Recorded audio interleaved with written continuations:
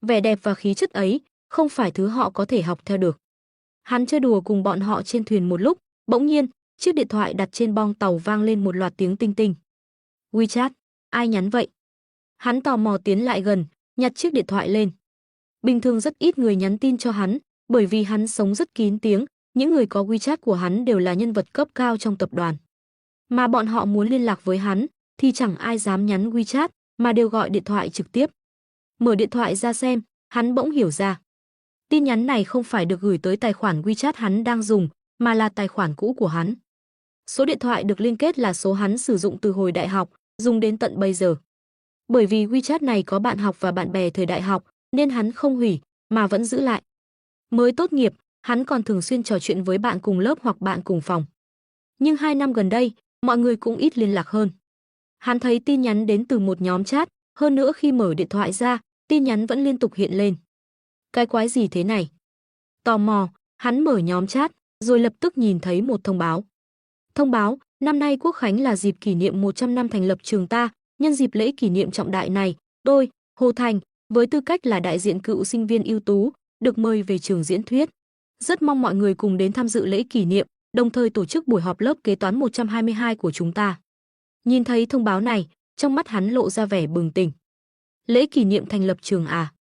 Trước khi tốt nghiệp, có người đã nhắc đến lễ kỷ niệm 100 năm thành lập trường Đại học Bách khoa Thiên Hải. Nhưng sau khi tốt nghiệp, mọi người đều bận rộn với cuộc sống riêng, nên đã quên mất chuyện này từ lâu. Nhưng mà, trọng điểm không phải là cái đấy, mà là ở cái ông trưởng nhóm Hồ Thành này cơ. Trong đầu Trương Dịch lập tức hiện lên hình ảnh một gã để tóc dựng đứng, thích mặc áo khoác da với quần bó, lúc nào mặt mũi cũng đỏ gay, trông bỉ ổi hết chỗ nói. Hồi còn học đại học, gã này cũng khá nổi tiếng trong trường. Mà nổi tiếng theo kiểu chẳng ra gì, toàn mấy cái biệt danh chẳng hay ho gì cho cam. Tại vì gã này thực sự rất bỉ ổi, mới vào trường đã điên cuồng theo đuổi hoa khôi lớp là Đồng Tiểu Đại. Bị người ta từ chối xong thì lập tức chuyển mục tiêu khác. Học kỳ đầu năm nhất, đám con gái xinh xắn trong trường gần như bị gã ta tán tỉnh hết lượt. Nếu chỉ có vậy thì thôi, cũng chẳng nói làm gì, cùng lắm là bảo gã này cuồng gái. Nhưng mà, điều khiến người ta phải lắc đầu ngán ngẩm nhất ở gã này chính là khoản gái gú kia. Trong trường tán gái không đổ, thế là suốt ngày ra ngoài, đủ các thể loại quán xá, tiệm gội đầu, rồi dùng app chat để hẹn hò. Hẹn hò xong thì chẳng những không biết xấu hổ, mà còn vênh váo, suốt ngày lôi ra khoe khắp nơi như kiểu mình oai lắm. Vậy nên, chẳng mấy chốc mà cả trường đều biết đến nhân vật này, tặng cho gã ta cái biệt danh anh pháo. Cả trường, chẳng có đứa con gái nào thèm nói chuyện với gã ta, ai cũng tránh xa. Còn đám con trai thì hầu như đứa nào cũng từng bị gã ta vay tiền. Không phải để đi nhà nghỉ thì là đưa gái đi phá thai. Nói chung là, Hồ Thành ngày trước trong lớp có quen nhau một thời gian, suýt chút nữa là thành đôi. Kết quả là Hồ Thành cứ lẽo đẽo theo đuổi Đồng Tiểu Đại, sau bị Trương Dịch gọi ra sân vận động cho một trận nên thân. Từ đó về sau, hai người coi như là kết thù. Loại như nó mà cũng được coi là cựu sinh viên ưu tú á, khôi hài thật. Nhìn thấy thông báo trong nhóm, Trương Dịch thấy buồn cười chết đi được. Nhưng mà, suy nghĩ một chút, hắn cũng hiểu ra lý do tại sao. Bởi vì, tiêu chí để đánh giá cựu sinh viên ưu tú là dựa vào thành tựu ngoài xã hội. Nói thẳng ra là, có kiếm được nhiều tiền hay không, gia đình có điều kiện hay không ấy mà.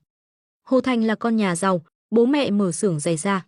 Chắc chắn là gã ta bỏ tiền ra mua cái danh hiệu cựu sinh viên ưu tú này rồi. Trương Dịch thầm nghĩ, gã hề Hồ Thành này lần này làm dùm beng như vậy, xem chừng là muốn nhân cơ hội này để gỡ gạc lại hình tượng trong mắt mọi người sau 4 năm đại học đây mà. Xét cho cùng, trên đời này làm gì có ai ngu ngốc mãi được, cho dù lúc trước có ngốc thì sau này cũng phải tỉnh ngộ ra thôi.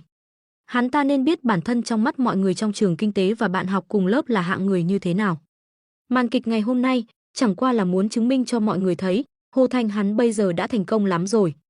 Hắn muốn được mọi người ngưỡng mộ, sùng bái, từ đó xóa bỏ sự khinh thường mà hắn phải nhận lấy trong suốt 4 năm đại học.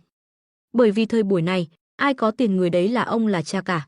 Chỉ cần Hồ Thành hắn đủ thành công, sẽ chẳng còn ai dám vì chuyện năm xưa mà coi thường hắn nữa. Trương Dịch ngồi trên xe, cầm điện thoại, thích thú theo dõi tin nhắn trong nhóm. Tốt nghiệp cũng được 6 năm rồi, cũng chẳng còn liên lạc gì nhiều với đám bạn học cũ này nữa. Bây giờ nhìn thấy bọn họ, trong lòng anh vẫn cảm thấy có chút thân thiết. Hồ Thành, còn ai chưa được kéo vào nhóm không? Mọi người xem thử, kéo hết bạn bè trong lớp mình vào đi. Dù sao cũng là lễ kỷ niệm 100 năm thành lập trường mà. Chúng ta nên cùng nhau về trường tham dự chứ nhỉ? Rất nhanh, trong nhóm lại hiện lên thông báo có người được thêm vào nhóm. Nhất thiết tùy duyên đã vào nhóm. Vãng sự như phong đã vào nhóm. Ai ăn sô cô la đã vào nhóm. Mấy đứa vừa được thêm vào nhóm cũng ngơ ngác chẳng hiểu chuyện gì đang xảy ra.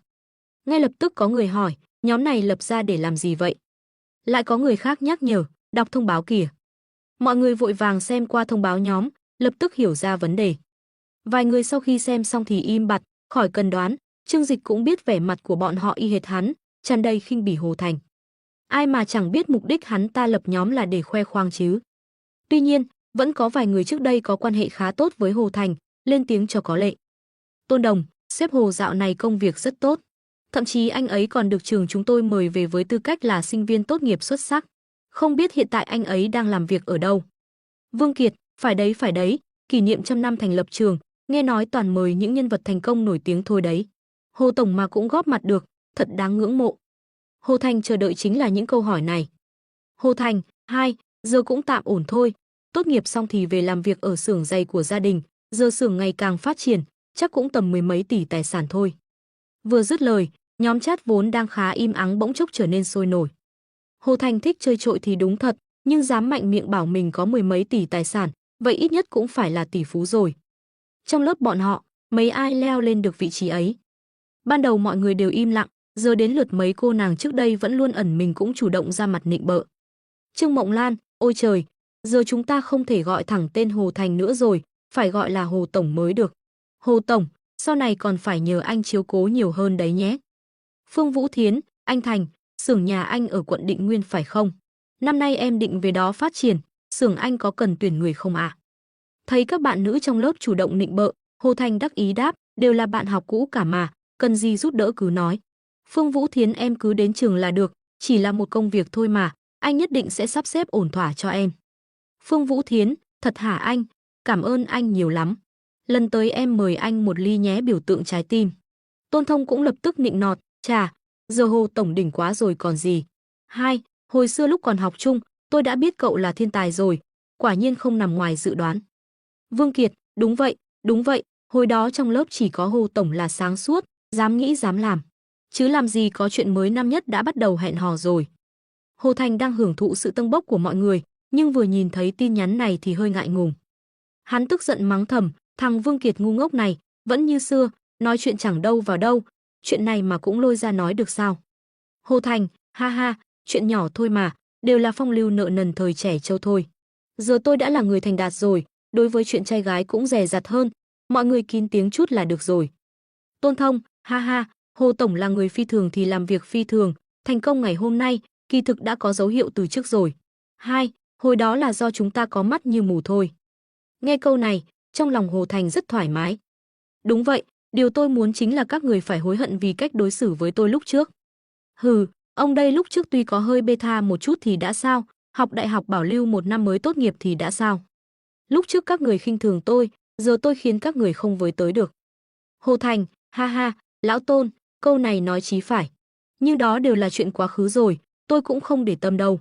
Mọi người nhớ đến đông đủ nhé, tôi mời mọi người đến Đông Hoàng Cư, chúng ta tụ tập cho vui. Đông Hoàng Cư nằm ở góc Tây Nam trường cũ của Trương Dịch, Đại học Bách khoa Thiên Hải, là một khách sạn 4 sao vô cùng sang trọng. Đương nhiên, với Trương Dịch hiện tại mà nói, khách sạn 4 sao đã không còn đủ đẳng cấp nữa rồi. Thế nhưng, Đông Hoàng Cư đối với mỗi sinh viên tốt nghiệp Đại học Bách khoa Thiên Hải đều mang ý nghĩa đặc biệt, bởi vì thời còn đi học, nó tượng trưng cho sự đãi ngộ cao cấp nhất. Rất nhiều sinh viên Đại học Bách khoa Thiên Hải học 4 năm, thậm chí còn chưa một lần có cơ hội đặt chân đến đó. Cả đời này mà được đặt chân vào đó dùng bữa một lần thôi là đủ để nóc nhà lên mặt được mấy năm liền. Vì vậy, việc Hồ Thành chọn nơi này làm địa điểm họp lớp mang ý nghĩa rất sâu xa, đồng thời cũng là dịp để hắn ta khoe khéo tiềm lực tài chính của mình. Quả nhiên, bên dưới phần bình luận lại là một loạt những tiếng trầm trồ kinh ngạc. Phương Vũ Thiến, Đông Hoàng Cư á, hồi đại học em cũng chỉ được vào đó 4 năm lần, thật sự rất nhớ, cảm ơn Hồ Tổng. Trương Mộng Lan, Hồ Tổng quả là Hồ Tổng, ra tay hào phóng ghê, hôm đó em nhất định sẽ đến chung vui. Tôn Thông, lần này đúng là nhờ phúc của Hồ Tổng rồi. Vương Kiệt, hoắc, sau này bám theo Hồ Tổng là có thịt để gặm rồi. Trương Dịch vừa xem mọi người trò chuyện vừa mỉm cười, khẽ ngân nga một giai điệu vui vẻ. Thấy vậy, ba chạy lon ton đến, đôi chân nhỏ nhắn xinh xắn di chuyển nhanh nhẹn trên bong tàu, ghé sát vào Trương Dịch tò mò hỏi, anh ơi, anh đang xem gì thế? Xem kịch hay, Trương Dịch tủm tỉm cười đáp. Nhóm chat lớp nhộn nhịp hẳn lên, rất nhiều người thi nhau nịnh bợ Hồ Thành. Ngày nay, mọi người đều là thành viên của xã hội và hiểu được tầm quan trọng của sự kết nối. Vì vậy khi biết Hồ Thành đã trở thành ông chủ lớn, bọn họ đều muốn có quan hệ với hắn.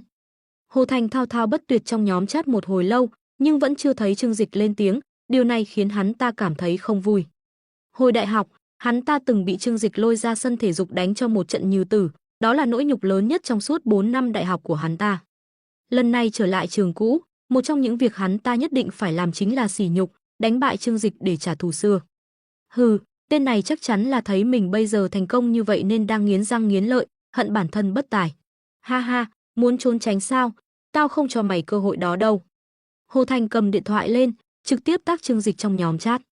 Hồ Thành, Trương Dịch, cậu từng là nhân vật nổi tiếng của lớp chúng ta, lần này nhất định phải đến nhé. Trương Dịch nhìn tin nhắn trên điện thoại, chỉ cười mà không đáp. Hắn cũng không phải là quá bài xích việc họp lớp. Hơn nữa, hắn thật sự muốn quay lại trường cũ thăm thú một chút. Tuy nói trường Đại học Bách khoa Thiên Hải nằm ngay tại thành phố Thiên Hải, nhưng thành phố này quá rộng lớn. Sau khi đi làm rồi, thời gian lại eo hẹp, rất khó có thể quay lại trường thăm nom một chuyến. Hơn nữa, cho dù có quay lại, hắn cũng không còn tâm trạng thong dong tự tại để thưởng ngoạn cảnh sắc của trường. Thế nhưng, hắn không muốn dây dưa gì với Hồ Thành. Quen biết loại người này, thật mất mặt. Trương Dịch phớt lờ lời nói của Hồ Thành, coi như không nghe thấy gì. Hơn nữa, mấy người đang nói chuyện trong nhóm cũng không có giao tình gì sâu đậm với hắn. Tôn Thông và Vương Kiệt khi xưa đều là những kẻ ba phải, lúc hắn ta đắc ý thì bám theo sau mông hắn ta kiếm chút lợi lộc. Hai người bọn họ không ít lần nói xấu Hồ Thành, ngày nào cũng rủ Hồ Thành ra ngoài đào mương té chết đuối. Bây giờ thấy Hồ Thành thành đạt, lại lập tức chạy đến nịnh bợ. Còn về Trương Mộng Lan và Phương Vũ Thiến, trước đây hai cô nàng này đều theo đuổi Trương Dịch nhưng không thành công.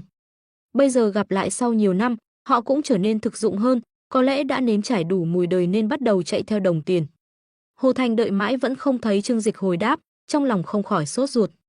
Thay vì quỳ xuống liếm người như Tôn Đồng và Vương Kiệt, hắn ta thà nhìn thấy Trương Dịch kiêu ngạo một thời đến khen ngợi mình. Như vậy, lòng hư vinh của hắn ta sẽ được thỏa mãn tột độ. Hồ Thành, Trương Dịch không có ở đây sao? Thấy tin nhắn thì trả lời một tiếng, dù sao chúng ta cũng phải về trường chúc mừng kỷ niệm 100 năm thành lập trường chứ. Hồ Thành, Trương Dịch buổi họp lớp mà thiếu cậu thì không được, rất nhiều bạn học muốn gặp cậu đấy. Hồ Thành liên tục tag Trương Dịch, nhưng Trương Dịch hoàn toàn không có ý định để ý đến anh ta. Hắn tắt khung chat nhóm, mở nhóm chat Long Hổ Các của phòng ký túc xá ngày trước. Trương Dịch, mấy huynh đệ, có mặt đầy đủ trong cái nhóm của thằng nhóc Hồ Thành kia chưa? Thời đại học, những người anh em tốt nhất đều ở cùng phòng ký túc xá. Mặc dù hiện tại mọi người đều bận rộn với công việc, nhưng thỉnh thoảng vẫn trò chuyện hoặc là gửi cho nhau cái link để chặt cây trong game. Cái nhóm chết tiệt của Hồ Thành kia đã kéo hết sự chú ý của mọi người sang đó. Vì vậy, Trương Dịch vừa lên tiếng trong nhóm chat là có người trả lời ngay. Lâm Đống, quan tâm đến thằng ngu đó làm gì, chỉ dựa vào chút tiền của bố nó thôi, ra vẻ cái gì chứ. Lý Hàn Đông, ai bảo người ta đầu thai đúng chỗ, có ông bố tốt cơ chứ, đầu thai cũng là một loại kỹ năng đấy. Hoàng Gia Hào, tao thấy ngứa mắt cái kiểu vênh váo của nó. Có nhiều tiền như vậy, sao không trả tao 200 tệ mượn hồi trước đi. Trương Dịch, nó còn nợ tiền cậu à? Hoàng Gia Hào, đúng vậy, hồi đó nó mượn để cho bạn gái đi phá thai, lúc đấy thiếu điều quỳ xuống gọi tao bằng bố. Lý Hàn Đông, 200 tệ mà phá thai cái gì chứ? Hoàng Gia Hào, nó cầu xin tao đủ kiểu, vay mượn hết những người có thể vay được. Tên này, bình thường thì ra vẻ lắm tiền, kết quả là lộ tẩy ngay. Lâm Đống, anh chàng này cũng ngu ngốc, rõ ràng có đeo bao cao su, nhưng lại cảm thấy không thoải mái nên cởi ra giữa chừng. Phát súng cuối cùng xuyên thẳng vào tâm hồn, cô gái trở nên lo lắng, cô yêu cầu anh ta bồi thường 20.000 tệ. Lý Hàn Đông, lúc đó tao cũng thấy lạ, sao lại đòi nhiều như vậy được nhỉ? Hoàng Gia Hào, ha ha ha, bởi vì chồng của cô gái đó đi lái xe đường dài, mấy tháng mới về nhà một lần. Kết quả là vừa về nhà đã phát hiện vợ mình có bầu, thế là đòi ly hôn. Trương Dịch thở dài một hơi, đúng là nhân tài có khác. Mấy người lại buôn chuyện thêm vài câu. Trương Dịch hỏi, lễ kỷ niệm thành lập trường các cậu có về không? Tôi định về xem sao, tiện thể ghé thăm thầy Vương luôn. Thầy Vương ở đây là thầy Vương Mông, giáo viên chủ nhiệm hồi trước của bọn họ. Trước đây, ở trường, bọn họ thường xuyên tiếp xúc với thầy cũng rất quan tâm đến Trương Dịch và những người khác. Lâm Đống, lễ kỷ niệm thành lập trường hình như đúng dịp Quốc khánh nhỉ? Dù sao cũng phải đi chơi, về xem một chút vậy. Lý Hàn Đông, tôi thì sao cũng được. Hoàng Gia Hào im lặng hồi lâu, Lâm Đống bực mình mắng, đại hoàng, lên tiếng cái coi. Hoàng Gia Hào lúc này mới nói, tôi mới chia tay bạn gái. Lâm Đống, chia tay thì càng tốt chứ sao, không ai quản nữa, ra ngoài quẩy thôi. Lý Hàn Đông cũng hùa theo, đúng, độc thân vui vẻ, phụ nữ chỉ ảnh hưởng đến tốc độ rút kiếm của cậu thôi, cần bạn gái làm gì. Hoàng Gia Hào phản bác, sao nào, không cần phụ nữ chẳng lẽ chơi đấu kiếm với cậu à. Trương Dịch nảy ra một ý tưởng tồi, chuyến này không phải là Hồ Thành rủ dê sao. Bảo nó giới thiệu cho cậu mấy em ở club chuyên nghiệp ấy, để cậu thư giãn một chút. Bỏ tiền ra trải nghiệm vợ tương lai của người khác, nghĩ thôi đã thấy vui rồi. Hoàng Gia Hào lại im lặng mất nửa phút, có vẻ đang cân nhắc. Nửa phút sau, hắn mới lên tiếng, được, đi chết tiệt cái con Thẩm Văn Văn đó đi. Tao phải đi tìm thằng chó chết Hồ Thành đòi lại 200 tệ. Ít nhất cũng phải bù cho tao một đêm qua đêm mới được. Ai bảo bây giờ nó có khối tài sản mấy chục tỷ chứ. Trương Dịch, được, vậy đến lúc đó Long Hổ các chúng ta lại tụ tập một bữa cho ra trò. Buổi tụ họp của 4 anh em Long Hổ các cứ như vậy được quyết định. Trương Dịch tắt khung chat nhóm, quay đầu lại nhìn, thông báo tin nhắn trong nhóm chat của Hồ Thành đã hiện 99 rồi. Làm mau ghê thật. Trương Dịch cảm thán một tiếng, dù sao cũng đang rảnh rỗi, bèn mở nhóm chat ra xem thử bọn họ đang nói gì. Sau khi Hồ Thành tự biên tự diễn một hồi mà không có kết quả, liền bắt đầu nói móc mỉa trong nhóm. Hồ Thành, chậc, xem ra bạn học Trương Dịch của chúng ta đang sống rất tốt nhỉ. Lời mời chân thành của bạn cũ mà cũng không thèm để ý đến. Chậc, ngầu thật. Bên dưới, một đám kẻ nịnh hót cũng hùa theo. Hứ, cái gã Trương Dịch này làm trò gì thế? Hồi đại học tôi đã thấy khó ưa rồi, lúc nào cũng vênh váo. Tôi đã bảo rồi, gã này nhỏ nhen lắm, chắc chắn là thấy Hồ Tổng giờ thành công nên gato đấy. Lúc trước hắn ta còn đánh Hồ Tổng cơ mà, Hồ Tổng rộng lượng, mời hắn ta đến Đông Hoàng Cư ăn cơm. Hắn ta còn giả vờ như không thấy, đúng là đồ gì không biết. Hai, em cứ nghĩ anh Trương Dịch là người tốt, không ngờ lại nhỏ mọn thế này. Làm người ấy mà, quan trọng nhất là phải có tấm lòng rộng lượng, đừng có suốt ngày ganh tị với người khác, không nhìn thấy người khác tốt hơn mình. Hồ Thành lại nhảy ra, ha ha, không sao, mọi người cũng đừng nói thế. Anh biết, giờ anh rất thành công, có thể một số người nhìn vào cảm thấy không vui. Nhưng anh rất hiểu tâm trạng này, dù sao không phải ai cũng có được những gì anh đang có. Luôn có những người không được như ý, trong lòng tự ti hoặc ghen tị, chúng ta nên thông cảm. Ôi, Hồ Tổng đúng là người có tấm lòng bao dung. Không chấp nhặt chuyện cũ bỏ qua cho lỗi lầm của hắn ta, nhìn lại một số người xem, TSK. Hồ Tổng đúng là tấm gương sáng cho chúng ta, xứng đáng là người thành đạt, thật là có khí phách. Xúc động, GIF, ngưỡng mộ, GIF. Trương Dịch chỉ thấy buồn cười, cảnh tượng này giống như một vở kịch vậy, loại vai nào cũng có. Chỉ tiếc là hắn không có ý định vào sân khấu đóng vai kẻ bị nhắm đến. Đang định thoát khỏi nhóm chat thì bỗng nhiên, lại có một người tham gia vào. Chào mọi người, lâu không gặp. Nhìn thấy cái tên quen thuộc cùng với avatar mèo bông đó, ngón tay định ấn nút thoát nhóm của Trương Dịch dừng lại. Trương Dịch đang định thoát khỏi nhóm chat thì vô tình nhìn thấy tên của một người quen xuất hiện. Đồng Tiểu Đại, hồi đó học cùng lớp với hắn, là hoa khôi nổi tiếng của trường Đại học Thiên Hải. Lúc trước, khi hai người còn học chung lớp, họ đã từng có một đoạn tình cảm. Tuy nhiên, Đồng Tiểu Đại không giống như Trần Hiểu Lệ, cô không phải kiểu con gái dịu dàng, yếu đuối. Xuất thân trong một gia đình có truyền thống nghệ thuật, từ nhỏ cô đã yêu thích đàn tranh và múa, là một tài nữ nổi tiếng. Hắn vẫn còn nhớ đêm diễn văn nghệ trường hồi năm nhất, cô mặc bộ hán phục màu lam nhạt, dáng vẻ khiêu vũ theo phong cách cổ điển đã khiến tất cả mọi người phải kinh diễm. Gia đình giàu có, cô ấy rất độc lập và có chí hướng cao. Sau khi tốt nghiệp, nghe nói cô ấy đã tự mình khởi nghiệp, mở một công ty, hiện tại đang kinh doanh rất tốt. Hồi đó, hắn và cô ấy xem như có duyên mà không phận, mặc dù cả hai đều có tình cảm với nhau, nhưng vì lý do gia đình mà không thể đến được với nhau. Bây giờ nhớ lại, trong lòng Trương Dịch vẫn còn chút tiếc nuối. Đồng Tiểu Đại vừa vào nhóm, Hồ Thành đã vội vàng lên tiếng, ha ha, hoa khôi của chúng ta đến rồi, mời được cậu vào đây không dễ dàng đâu. Sự xuất hiện của Đồng Tiểu Đại lại khiến cho rất nhiều nam sinh đang ẩn mình phải lộ diện. Hoa khôi cũng đến rồi, hoan nghênh. Tiểu Đại, lâu không gặp, hiện tại đang ở đâu? Mấy hôm nữa có ghé trường không, tụ tập một bữa đi. Đồng Tiểu Đại cũng không hề kiêu ngạo mà đáp, hiện tại vẫn đang ở thành phố Thiên Hải. Hôm lễ kỷ niệm thành lập trường mình sẽ quay lại gặp mọi người. Hồ Thành có chút đắc ý nói, Đồng tiểu thư là do tự tay tôi mời đến đấy. Khách khí, ai bảo hoa khôi của chúng ta là ai cũng có thể mời được chứ. Hồ Tổng đỉnh quá, quả nhiên là anh, bái phục. Hồ Thành lúc này vô cùng đắc ý.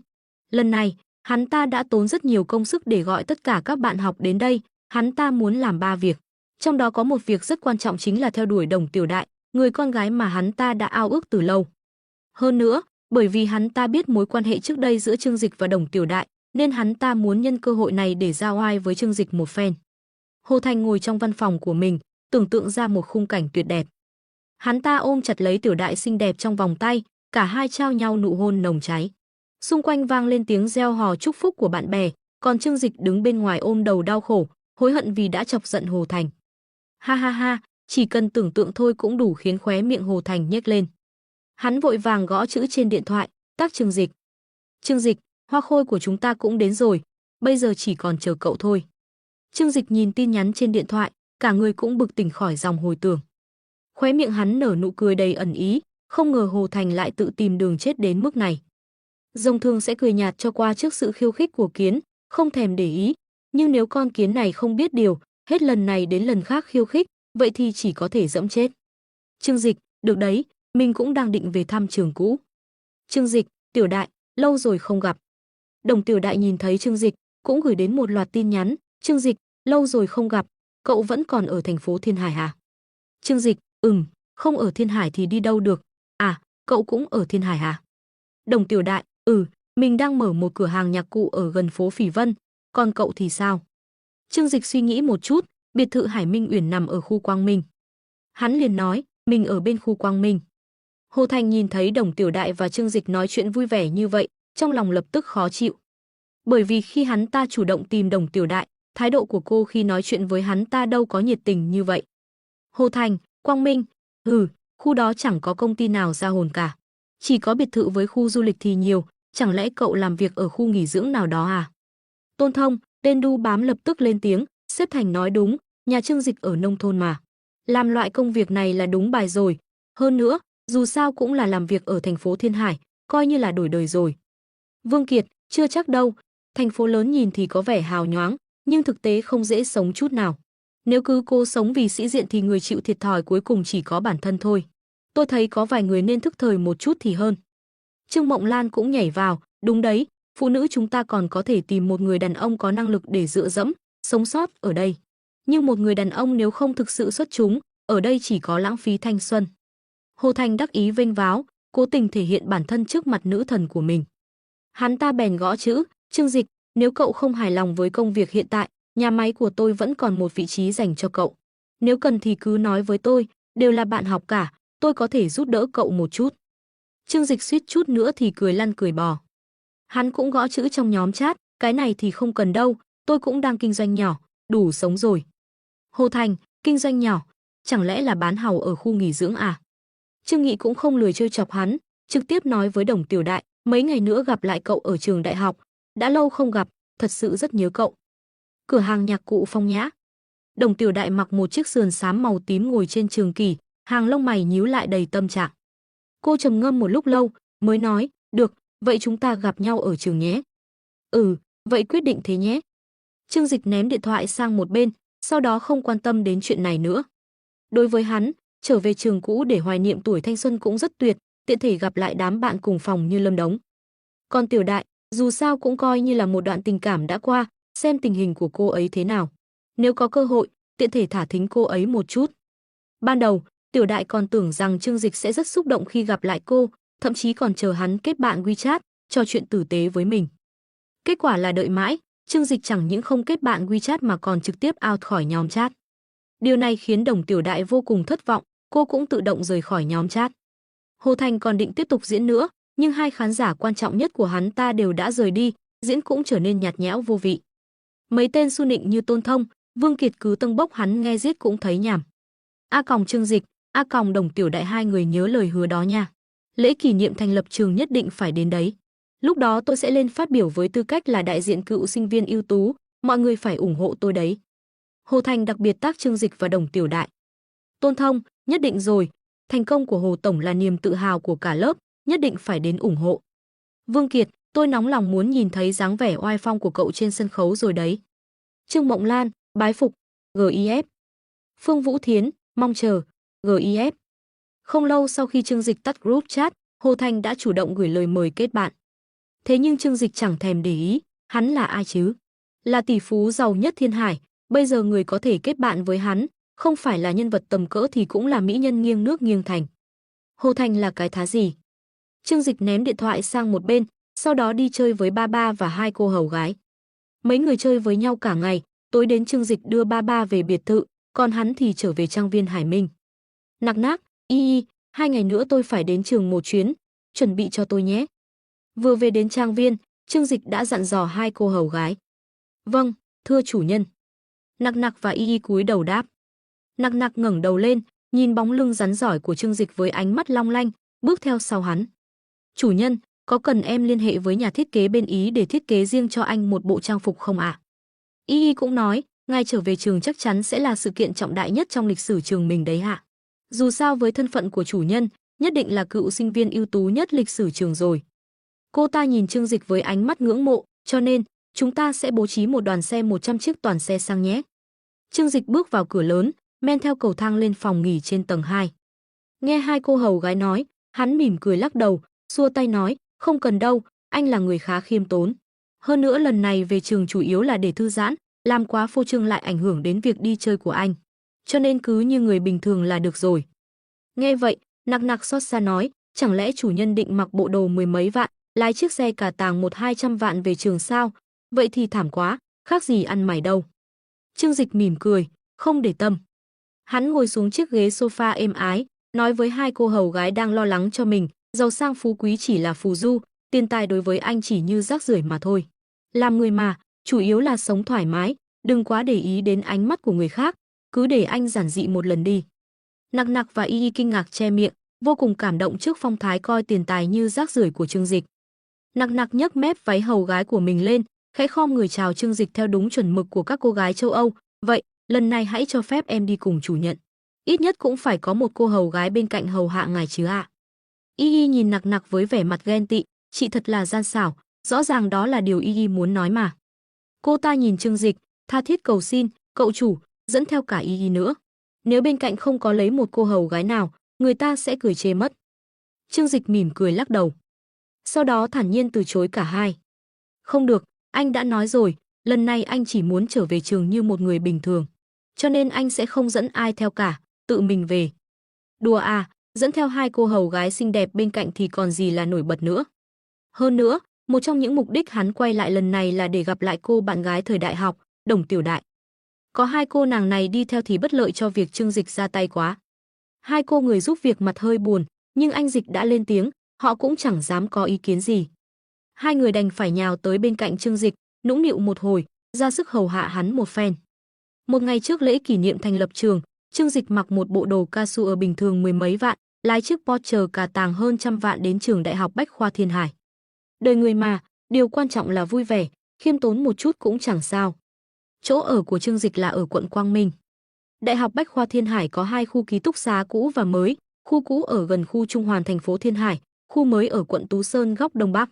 Nơi này hơi hẻo lánh, nhưng diện tích phải lớn gấp 2-3 lần khu cũ. Trương Dịch tự mình lái xe, dọc theo con đường khá tắc nghẽn của thành phố Thiên Hải, đi gần 3 tiếng đồng hồ mới đến nơi. Thời gian này, sắp bằng thời gian hắn về quê. Đây cũng là lý do tại sao sau khi đi làm Trương Dịch rất ít khi về thăm, thật sự là thành phố Thiên Hải quá lớn, giao thông cũng không được thuận tiện. Lúc đến trường thì đã là buổi chiều. Đã là tiết trung thu, nhưng thành phố biển Thiên Hải vẫn còn rất nóng, trên đỉnh đầu là một mặt trời lớn, hơi oi bức. Trương Dịch lấy trong tủ lạnh trên xe ra một chai nước, sau đó liền dừng chiếc Porsche ở cổng trường, một tay đút túi quần, thong thả đi về phía cổng. Cổng trường nguy nga tráng lệ, dài hơn 20 mét, rộng 10 mấy mét. Bên trên dùng chữ vàng viết 6 chữ lớn Đại học Bách khoa Thiên Hải. Trương Dịch đi đến trước cổng, ngẩng đầu nhìn dòng chữ quen thuộc phía trên, nghe nói từng là do một vị vĩ nhân tự tay đề. Hắn dừng lại ở cửa một lúc, lập tức thu hút sự chú ý của không ít sinh viên xung quanh. Không còn cách nào khác, tuy quần áo hắn rất giản dị, chiếc xe cả tàng 100-200 vạn kia cũng không có gì nổi bật, nhưng không chịu nổi hắn đẹp trai quá. Sau khi được hệ thống nâng cấp tối đa, 200 điểm nhan sắc là khái niệm gì? Đại khái giống như fan cuồng gặp Michael Jackson, fan bóng rổ gặp Michael Jordan, fan phim hành động gặp Iua Mikami, gần như sẽ rơi vào cảnh điên cuồng trong tích tắc. Vì vậy, Trương Dịch ra đường đều đội mũ và đeo kính râm, nhưng dù vậy, vẫn khó che giấu vẻ quyến rũ không chỗ nào để giấu của hắn. Người kia là ai vậy? Đẹp trai quá. Trời ơi, không phải là trường mình chứ? Không thể nào, hot boy trường mình cũng không đẹp trai bằng anh ấy, muốn đến bắt chuyện quá. Cũng có thể là minh tinh, em thích anh ấy quá. Xung quanh rất nhiều cô gái nhìn thấy Trương Dịch từ xa, đã nhịn không được vừa cười trộm, vừa bàn tán. Thính lực của Trương Dịch bây giờ rất tốt, cho nên cách xa mười mấy mét cũng nghe rất rõ ràng cuộc đối thoại của họ. Còn những nam sinh đi ngang qua, thì trong mắt là sự ghen tị và căm ghét, lại có chút không dám lại gần. Mẹ ơi, anh này nhìn sao giống minh tinh vậy, đẹp trai thật. Nếu tôi mà đẹp trai bằng một nửa anh ấy, lần trước hoa khôi lớp ta Hồ Linh Nguyệt đã đồng ý làm bạn gái tôi rồi. Đó là vấn đề đẹp trai sao? Nhìn quần áo trên người người ta kìa, liếc mắt một cái là biết không phải loại tầm thường. Còn có cái xe kia, đó là Porsche đấy. Người như vậy không phải loại chúng ta có thể so sánh, thôi đừng xem nữa, càng xem càng tự ti. Các nam sinh mặt đầy ghen tị bỏ đi. Còn các bạn nữ thì lại táo bạo hơn, cứ đứng đó nhìn chằm chằm Trương Dịch, hơn nữa rất ăn ý đồng loạt lấy điện thoại ra chụp ảnh. Trương Dịch cũng không để ý, sải bước đi vào trong trường. Chào anh, cho em hỏi anh học năm mấy vậy, có thể add WeChat anh được không ạ? Một cô gái cột tóc đuôi ngựa, trông hoạt bát dễ mến lấy hết can đảm đi tới, muốn kết bạn WeChat với Trương Dịch. Trương Dịch mỉm cười nhìn cô, anh là cựu sinh viên, xin lỗi, điện thoại anh hết pin rồi. Ồ, vậy ạ, vậy để em dẫn anh đi dạo một vòng nhé. Cô gái tuy bị từ chối, nhưng không hề buồn, ngược lại còn chủ động xin dẫn đường. Không cần đâu, nơi này anh quen lắm. Trương Dịch cảm ơn ý tốt của cô rồi bước vào trường. Bỗng sau lưng vang lên những tiếng hét phấn khích của đám con gái. Tớ vừa nói chuyện với anh ấy đấy. Sao, nhìn thẳng thế nào? Đẹp trai cực, tuy chỉ nhìn thấy nửa mặt nhưng còn đẹp trai hơn cả minh tinh. Nghe thấy mấy cô gái bàn tán xôn xao, trong lòng Trương Dịch bất đắc dĩ thở dài. Hai, đẹp trai quá cũng khổ, con trai ra ngoài cũng nguy hiểm lắm chứ bộ, lỡ đâu gặp phải fan cuồng thì sao? Chắc lần sau phải đeo khẩu trang ra đường thôi. Trương Dịch bất đắc dĩ thầm nghĩ. Dọc theo con đường rộng rãi bước vào trường, mọi thứ so với 5 năm trước khi cậu tốt nghiệp không khác biệt lắm. Vừa vào cổng là hành lang rộng thênh thang dài 300-400 mét, ở giữa lát một con đường cao hơn 20 phân bằng đá cẩm thạch. Hai bên cách 3 mét lại dựng một cây cột thủy tinh màu trắng sữa trong suốt, mỗi khi màn đêm buông xuống, nơi đây sẽ sáng lên những ánh đèn dịu nhẹ. Tuy nhiên, trong những năm gần đây, nó đã trở thành khu vực nhảy đầm dành riêng cho các bà cô gần đó và giáo viên đã nghỉ hưu của trường.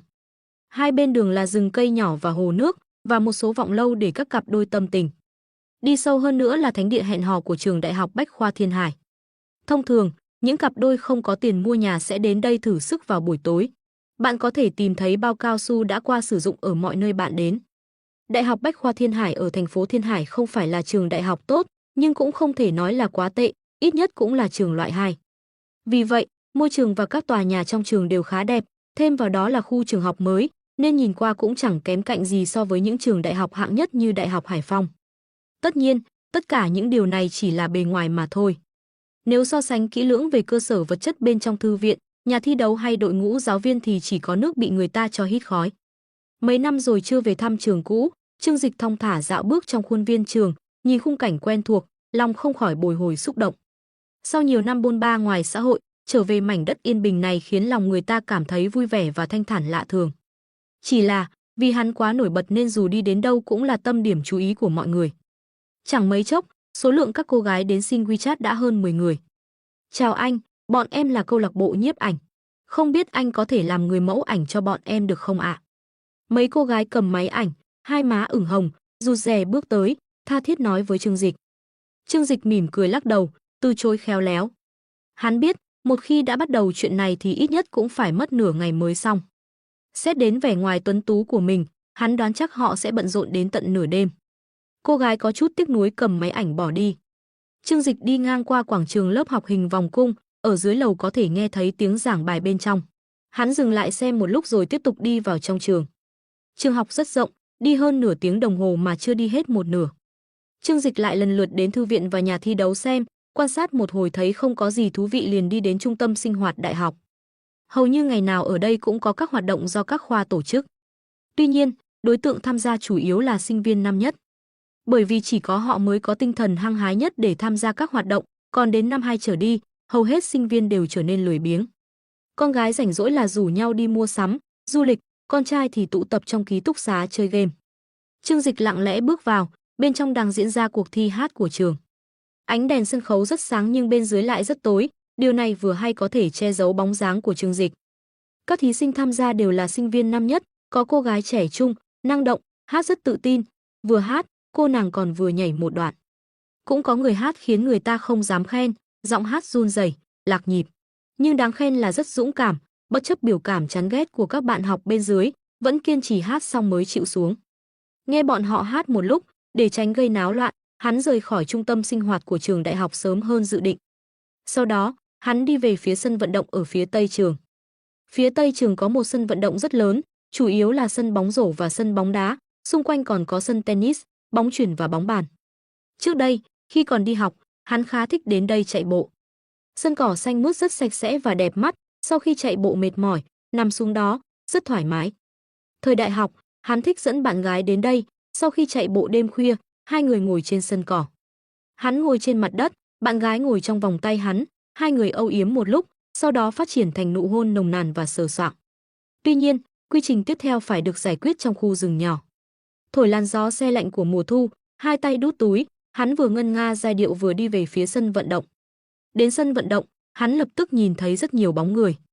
Bất kể khi nào, những người yêu thích thể thao luôn là dòng chính trong sinh viên đại học. Họ có nhiều thời gian để theo đuổi sở thích của mình, hoặc một số người độc thân không có nơi nào để giải phóng năng lượng dư thừa, chỉ có thể hoàn thành việc đó bằng cách đổ mồ hôi.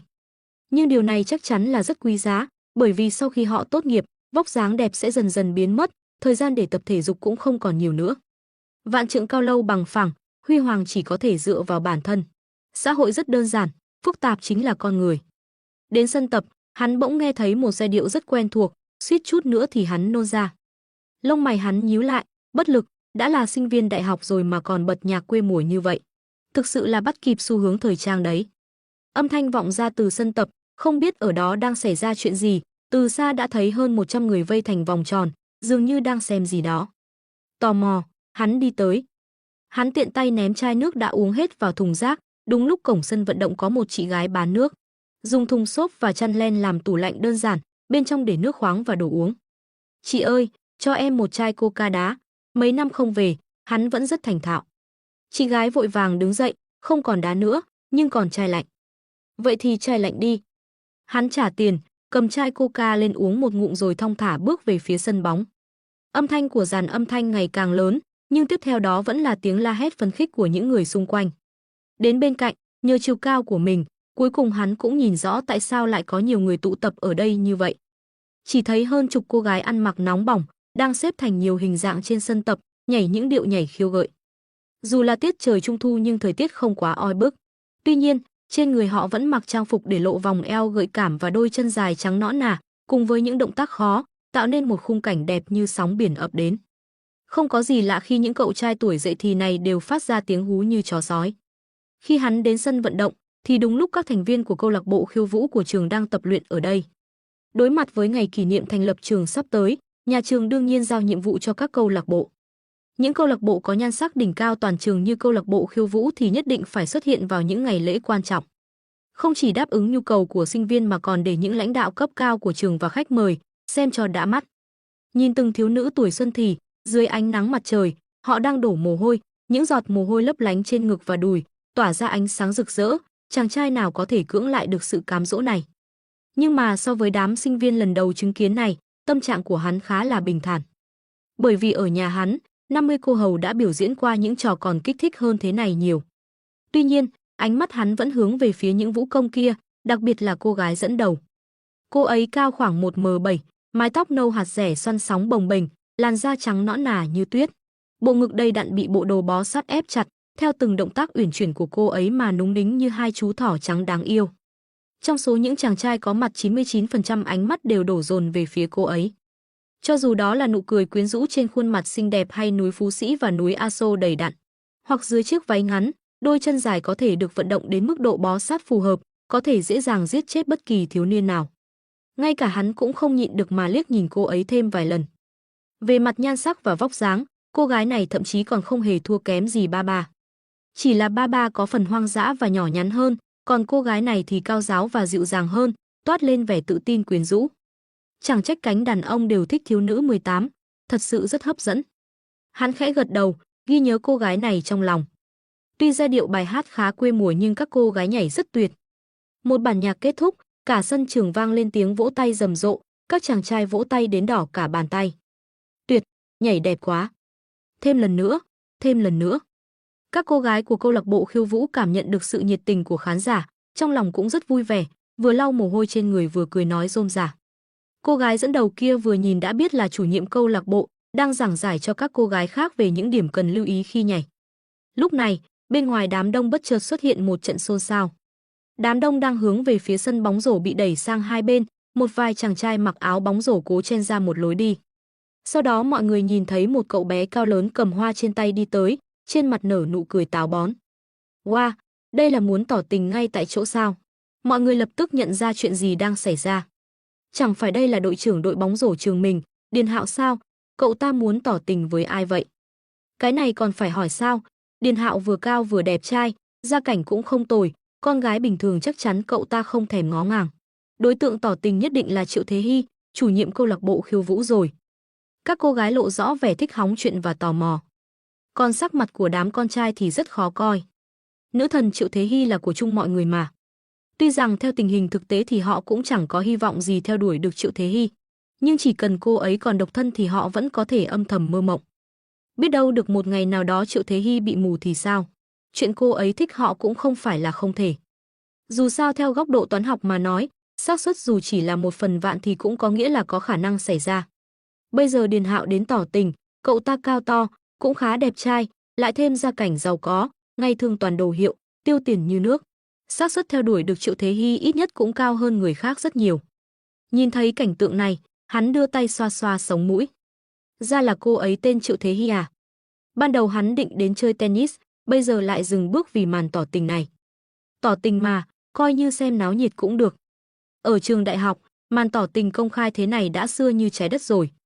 Cách tỏ tình thường thấy là xếp nến thành hình trái tim dưới ký túc xá nữ, sau đó rủ một đám bạn cùng phòng và bạn học vây quanh tạo không khí. Hắn thật sự không hiểu nổi cái trò rẻ tiền này tại sao có thể thịnh hành ở trường đại học nhiều năm như vậy. Đến lúc hắn ta theo đuổi con gái nhà người ta thì lại biết vào khách sạn, chuẩn bị hoa hồng với bữa tối kiểu Pháp. Đương nhiên, kèm theo đó còn có cả thẻ phòng nữa chứ. Triệu Thế Hy khẽ vuốt tóc mái, nhìn thấy Điền Hạo rầm rộ đến như vậy, đôi mắt to chớp chớp, ánh mắt có chút thích thú. Thế Hy, làm bạn gái tôi nhé. Điền Hạo với nụ cười tự cho là đẹp trai người người tiến đến trước mặt Triệu Thế Hy, quỳ một gối xuống, dâng lên cô một bó hoa hồng thật to. A a a a a a. Lãng mạn quá. Dám tỏ tình trước mặt bao nhiêu người như vậy, thật là bạo dạn, chắc chắn là tình yêu đích thực rồi. Các cô gái xung quanh nhìn thấy hét lên không ngớt, cảnh tượng thế này các cô không có chút sức chống cự nào. Mấy tên trong đội bóng rổ của Điền Hạo cũng vội vàng hùa theo, đồng ý đi, đồng ý đi, đồng ý đi. 7, 8 thành viên đội bóng rổ đồng thanh hô to, xung quanh cũng có người hóng chuyện góp vui hò hét theo. Khóe miệng Điền Hạo nhếch lên nụ cười tự tin, cậu ta cảm thấy trong tình cảnh này, dù thế nào thì Triệu Thế Hy cũng phải cảm động trước mình rồi. Trương Dịch nhìn cảnh tượng này, khoanh tay, vẻ mặt có chút thích thú. Cái này gọi là ép buộc tập thể. Thông thường khi con trai tỏ tình, người càng đông, cảnh tượng càng náo nhiệt, thì lòng con gái càng rối bời. Lúc này rất dễ bị cảm động, lại còn coi sự rối bời trong lòng là tình yêu, ngơ ngơ ngác ngác đồng ý luôn. Thế nhưng cô gái tên Triệu Thế Hy này có mắc bẫy không? Triệu Thế Hy cúi đầu nhìn Điền Hạo đang tỏ tình với mình, khóe miệng khẽ nhếch lên, mỉm cười, nhẹ nhàng khoanh tay lại. Điền Hạo à, anh là người tốt. Cô nàng cười tủm tỉm nói, chỉ tiếc là anh không phải gu của tôi, sau này chúng ta làm bạn tốt nhé. Từ chối dứt khoát, không chút dây dưa. Hiện trường bỗng chốc im lặng, rất nhiều nam sinh thở phào nhẹ nhõm, ánh mắt lộ vẻ chế giễu Điền Hạo. Hay hơ, cho cái tên tự cao tự đại này một vố, nữ thần cũng đến lượt cậu theo đuổi sao? Mau cút đi. Ánh mắt của đám con trai đều là những lời như vậy. Bị từ chối trước mặt mọi người, sắc mặt Điền Hạo trở nên vô cùng khó coi. Thế Hy, chúng ta quen nhau đã lâu như vậy rồi. Anh cũng theo đuổi em 1 năm rồi, chỗ nào anh không đủ tốt, em xem thường anh đến vậy sao? Điền Hạo bắt đầu giở trò. Triệu Thế Hy bĩu môi, tùy ý nghịch tóc.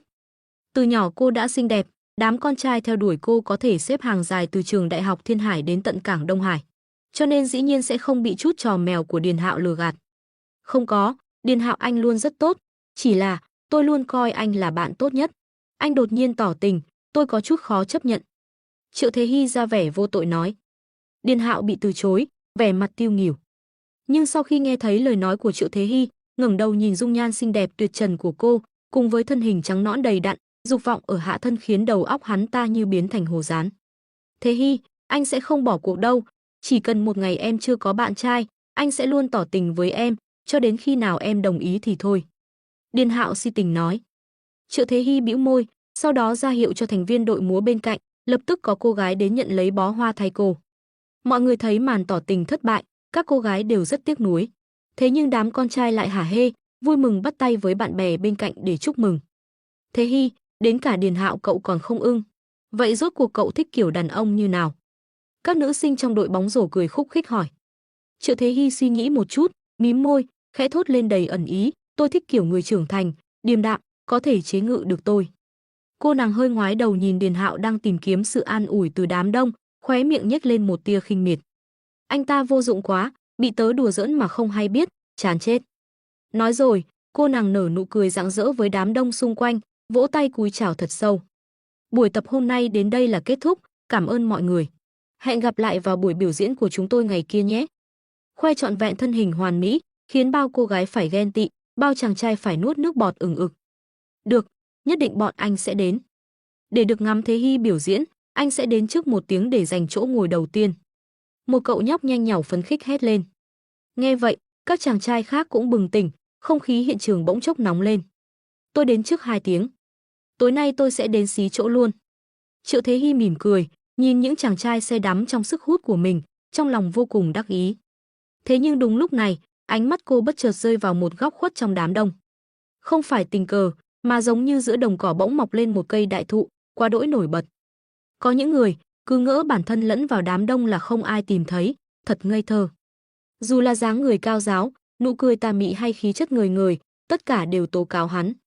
Trương Dịch xem náo nhiệt xong, không có ý định nán lại. Tuy cô nàng tên Triệu Thế Hy rất xinh đẹp, nhưng lần này hắn về trường là để dự lễ kỷ niệm. Đến lúc đó, đi cùng một cô em khóa dưới, ít nhiều cũng bất tiện. Tên cô nàng hắn đã nhớ kỹ, sau này nếu còn nhớ đến cô ta, tự nhiên sẽ có cơ hội tiếp cận. Thế là, hắn định quay người đi đến khu vực dụng cụ thể thao ở góc sân bóng nghỉ ngơi một lát. Xin chờ một chút. Triệu Thế Hy bỗng hét lớn về phía này. Vì thấy Trương Dịch định rời đi, cô nàng hơi sốt ruột, tiếng nói không khỏi lớn hơn bình thường, thu hút sự chú ý của tất cả mọi người. Điền Hạo mừng rỡ, hai mắt sáng rực, Thế Hy, cậu hối hận rồi sao? Muốn nhận lời làm bạn gái của tớ phải không? Hiển nhiên câu trả lời là không, bởi vì ánh mắt Triệu Thế Hy nhìn chằm chằm về phía trước, đôi mắt long lanh như có ánh sao bắt đầu lấp lánh. Những sinh viên ở hướng đó nhìn nhau, vẻ mặt khó hiểu. Lúc này, mấy cô gái vô tình quay đầu lại, lập tức che miệng kinh hô, trời ơi, đẹp trai quá. Trương Dịch nấp sau đám đông, ban đầu mọi người đều tập trung vào màn biểu diễn của câu lạc bộ nhảy và màn tỏ tình kia nên không ai phát hiện ra sự hiện diện của hắn. Kết quả, tiếng gọi của Triệu Thế Hy khiến mọi người đều chú ý đến hắn. Soạt, những sinh viên xung quanh, bất kể nam nữ, đều tự giác lùi ra xa Trương Dịch 3-4 mét, nhìn hắn với vẻ mặt ngây ngất, kinh ngạc. Bởi vì khí chất của hắn quá mạnh mẽ, rực rỡ, đến nỗi không ai dám đứng cạnh hắn. Triệu Thế Hy nhìn Trương Dịch, ánh mắt hắn xuyên qua cặp kính râm giao nhau với cô, mỉm cười hỏi, cô gọi tôi sao? Triệu Thế Hy nghe thấy giọng nói trầm ấm, sâu lắng như âm thanh quyến rũ của chiếc loa siêu trầm, khiến cô chìm đắm trong tích tắc. Cô nàng khẽ nuốt nước bọt, cho em hỏi, anh là học sinh trường mình sao? Ừ, tôi là cựu học sinh, hôm nay về trường dự lễ kỷ niệm 100 năm thành lập, tranh thủ ghé qua thăm. Trương Dịch mỉm cười. Triệu Thế Hy vội vàng chạy đến trước mặt Trương Dịch, hai tay đan vào nhau sau lưng, ngẩng đầu nhìn hắn với vẻ ngại ngùng, ra là đàn anh. Chào mừng anh trở lại trường, em là Triệu Thế Hy, chủ nhiệm câu lạc bộ nhảy của trường, rất vui được gặp anh. Triệu Thế Hy đưa tay về phía Trương Dịch. Lúc ngẩng đầu, khuôn mặt cô nàng toát lên vẻ e thẹn của thiếu nữ, má ửng hồng, đôi mắt to chớp chớp, trông thật quyến rũ. Nhìn thấy cảnh tượng này, đám con trai xung quanh cảm thấy trái tim mình như tan vỡ. Đặc biệt là Điền Hạo, tức giận đến mức trợn tròn mắt. Các cô gái chứng kiến cũng có chút không vui. Một anh chàng đẹp trai như vậy, sao lại gặp ngay Triệu Thế Hy chứ? Nếu Triệu Thế Hy không có ở đây, họ đã sớm ra mặt rồi. Nhìn thấy một cô gái xinh đẹp như vậy chủ động đến bắt chuyện, Trương Dịch tự nhiên không có lý do gì để từ chối. Chào em, tôi là Trương Dịch, cựu học sinh khóa 12. Trương Dịch mỉm cười nói, sau đó bắt tay Triệu Thế Hy. Bàn tay nhỏ nhắn rất mềm mại, vì vừa mới nhảy xong nên vẫn còn hơi ẩm ướt. Sau khi bắt tay Trương Dịch, đôi mắt Triệu Thế Hy rõ ràng sáng hơn. Anh vừa mới về, để em dẫn anh đi dạo quanh trường nhé. Triệu Thế Hy cười ngọt ngào. Lúc này, vài cô gái trong câu lạc bộ nhảy không nhịn được mà tiến lên, vừa nhìn Trương Dịch với ánh mắt nóng bỏng vừa đề nghị. Nhìn anh có vẻ mệt rồi, hay là đến phòng sinh hoạt của câu lạc bộ chúng em nghỉ ngơi một chút. Đúng vậy, chúng em biết cách thư giãn nhất, đảm bảo anh sẽ không ra về tay không đâu. Các thành viên câu lạc bộ nhảy táo bạo nói. Phải biết rằng, kỹ năng nhảy không phải là yếu tố quan trọng nhất để được chọn vào câu lạc bộ nhảy. Điều quan trọng nhất là nhan sắc và vóc dáng. Dù có nhảy giỏi đến đâu nhưng ngoại hình không bắt mắt thì những sinh viên đang tuổi thanh xuân này cũng chẳng ai thèm ngắm. Vì vậy, những cô gái trước mặt đều có nhan sắc và vóc dáng rất ưa nhìn, lúc này lại mặc trang phục nhảy gợi cảm và mời Trương Dịch, phải nói là hắn cũng có chút động lòng. Dù sao cũng là sinh viên đại học mà. Nghĩ đến điều này, trong lòng hắn lại nảy sinh một niềm vui thú đặc biệt. Triệu Thế Hy thấy các chị em bên cạnh cũng đến tranh giành soái ca, trong mắt lóe lên tia sáng lạnh, quay đầu lại nói với mọi người vừa nhảy xong, về tắm rửa, nghỉ ngơi cho khỏe đi, việc này để tôi lo liệu là được rồi. Nhìn thấy thái độ này của Triệu Thế Hy, các cô gái trong câu lạc bộ nhảy lập tức hiểu ra, cô nàng đã phải lòng Trương Dịch rồi. Nếu không, chắc chắn cô ấy đã hào phóng nhường hắn cho họ rồi. Phải biết rằng, trước đây rất nhiều anh chàng giàu có theo đuổi Triệu Thế Hy đều bị cô ấy đá cho các thành viên khác. Một cô gái cười khúc khích nói, ôi, cậu nói đúng, việc cực nhọc thế này cứ để chủ nhiệm làm cho rồi. Họ cũng biết rằng, bản thân không thể tranh giành với Triệu Thế Hy nên sau khi trêu chọc 2 câu thì bỏ cuộc. Trương Dịch rất hòa nhã nói với họ, mọi người đều mệt rồi, về tắm nước nóng đi. Lần sau có dịp, tôi nhất định sẽ đến câu lạc bộ của mọi người. Cảm giác được một đám nữ sinh xinh đẹp vây quanh cũng rất tuyệt. Nghe vậy, trong lòng Triệu Thế Hy bắt đầu có chút căng thẳng và khó chịu. Bản thân mình xinh đẹp hơn những người khác nhiều, sao Trương Dịch không nghĩ đến chuyện ở bên mình mà lại đi quan tâm đến những người khác. Cô ấy đâu hiểu rằng, với một tay biển lão luyện như hắn thì bất cứ loài cá nào trên đại dương này đều đáng để chinh phục. Và Trương Dịch chính là một tay chơi thứ thiệt. Anh học trưởng, mình đi thôi, em dẫn anh đến chỗ em hay tập nhảy nhé. Triệu Thế Hy bĩu môi nói, rồi chạy lại ôm chầm lấy tay Trương Dịch. Ngọn núi Phú Sĩ Đồ Sộ chẳng chút ngại ngần mà áp sát vào cánh tay Trương Dịch, tranh thủ hít hà mùi hương nam tính, từng trải từ cơ thể hắn. Thật mê người. Cô nàng thầm nghĩ, trong lòng ngập tràn cảm xúc. Đừng bao giờ lầm tưởng chỉ có đàn ông mới là kẻ si tình, trong lòng phụ nữ cũng cuồng nhiệt không kém.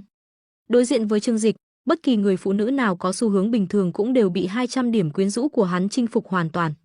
Đó là còn chưa kể Trương Dịch còn đeo kính râm và đội mũ, cố tình che giấu đi dung mạo của mình. Hành động táo bạo của Triệu Thế Hy khiến tất cả đám con trai có mặt tại đó như chết đứng. Cái gì? Mình đã nhìn thấy gì thế này? Nữ thần của lòng mình, cô ấy lại đi ôm ấp một người đàn ông khác. Ước gì mắt mình mù đi cho rồi, ít nhất cũng không phải chứng kiến cảnh tượng đau lòng này, chúa ơi. Người suy sụp nhất không ai khác chính là Điền Hạo. Bởi vì hắn ta vừa mới tỏ tình với Triệu Thế Hy và bị từ chối thẳng thừng.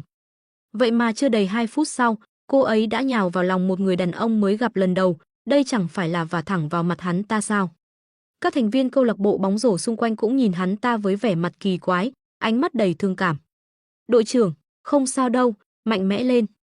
Phải đấy, một người đàn ông tốt như cậu nhất định sẽ tìm được bạn gái thôi.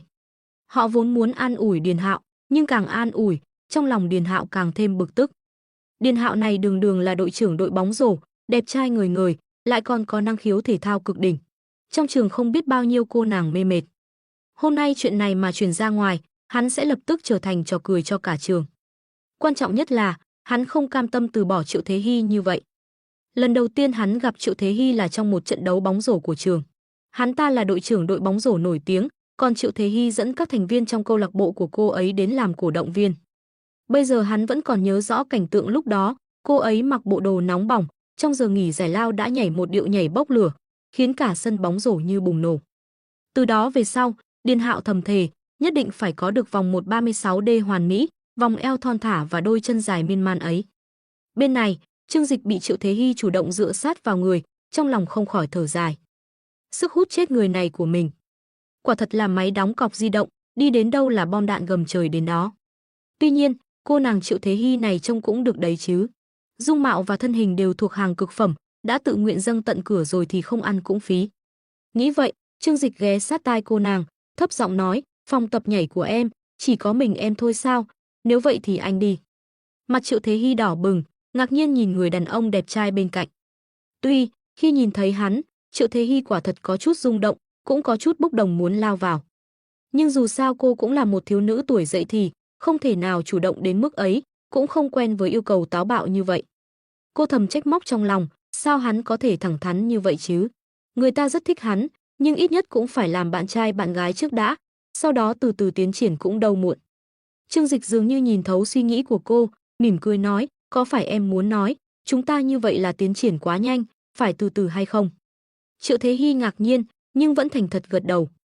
Trương Dịch nhẹ nhàng lắc đầu, chia sẻ cho cô một triết lý sống, yêu là phải hành động, không hành động lấy đâu ra yêu. Nếu người khác nói với Triệu Thế Hy câu này, cô ấy nhất định sẽ cho ăn tát. Nhưng lúc này, đứng gần Trương Dịch như vậy, sức hấp dẫn từ hắn càng thêm mãnh liệt khiến cô thậm chí còn cảm thấy chân run. Lời nói táo bạo như vậy, làm sao cô có thể chịu đựng được? Bạn thử tưởng tượng, nếu bạn gặp thần tượng khác giới mà bạn yêu thích nhất lần đầu tiên, người ấy chủ động mời bạn trò chuyện một cách sâu sắc, liệu bạn có vui vẻ đồng ý ngay không? Lúc này Triệu Thế Hy chính là ở trạng thái đó, tuy có chút ngại ngùng nhưng cũng không muốn từ chối.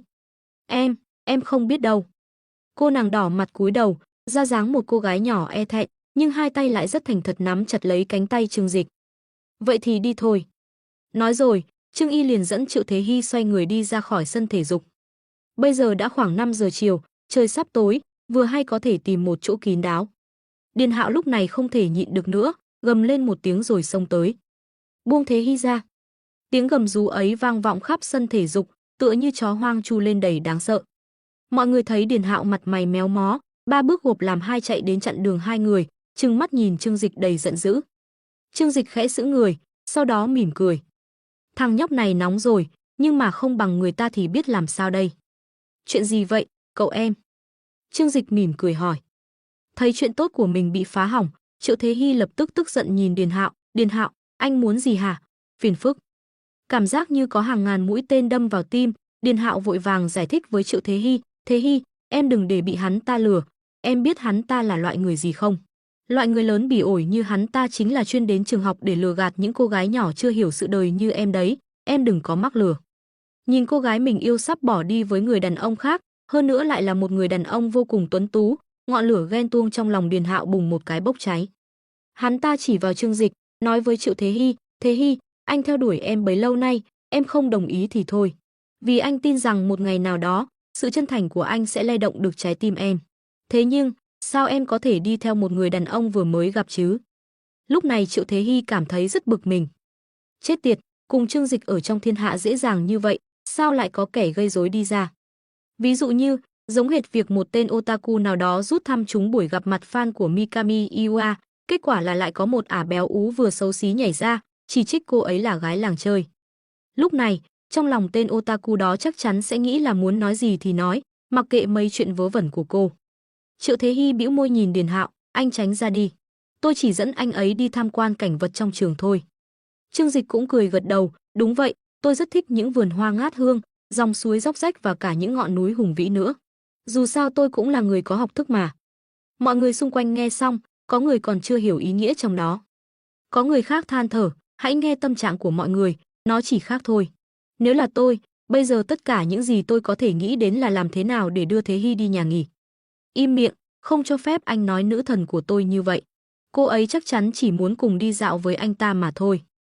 Ngay lập tức có tên cuồng Triệu Thế Hy lên tiếng phản đối. Điền Hạo cũng ngẩn người ra, nhưng rất nhanh sau đó đã tỉnh ngộ. Gã ta tức giận, mặt đỏ gay gắt nhìn về phía Trương Dịch, không thể nào. Hôm nay có tôi ở đây, anh đừng hòng mang Thế Hy đi. Vừa nói, Điền Hạo vừa xắn tay áo lên, lộ ra cánh tay rắn chắc. Vì ngày nào cũng phải tập luyện với cường độ cao nên thân hình hắn ta rất rực rỡ, cơ bắp cuồn cuộn. Nếu so về chiều cao thì cũng ngang ngửa với Trương Dịch.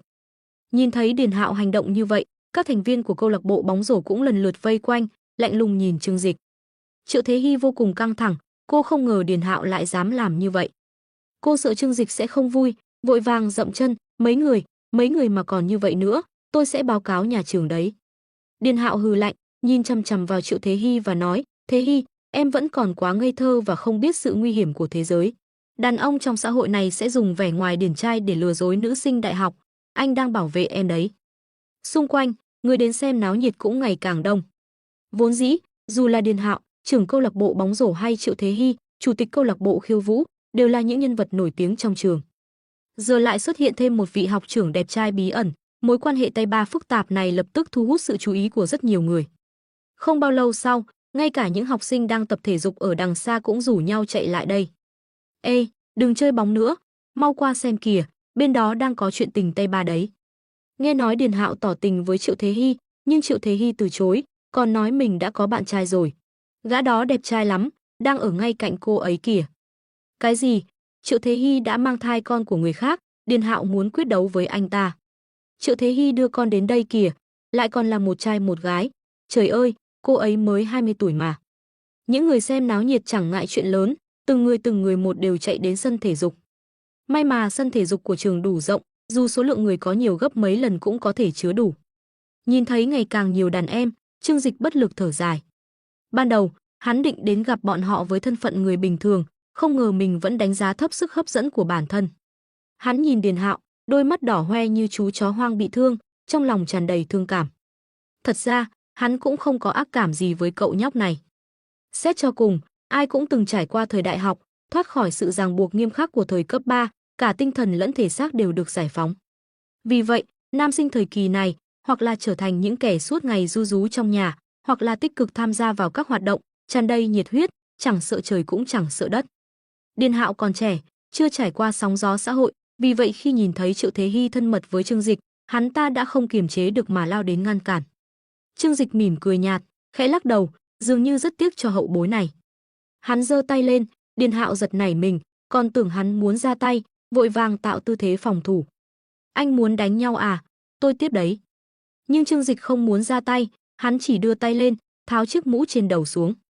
Tại sao tôi phải đánh nhau với cậu? Tôi chỉ muốn nói cho cậu một đạo lý.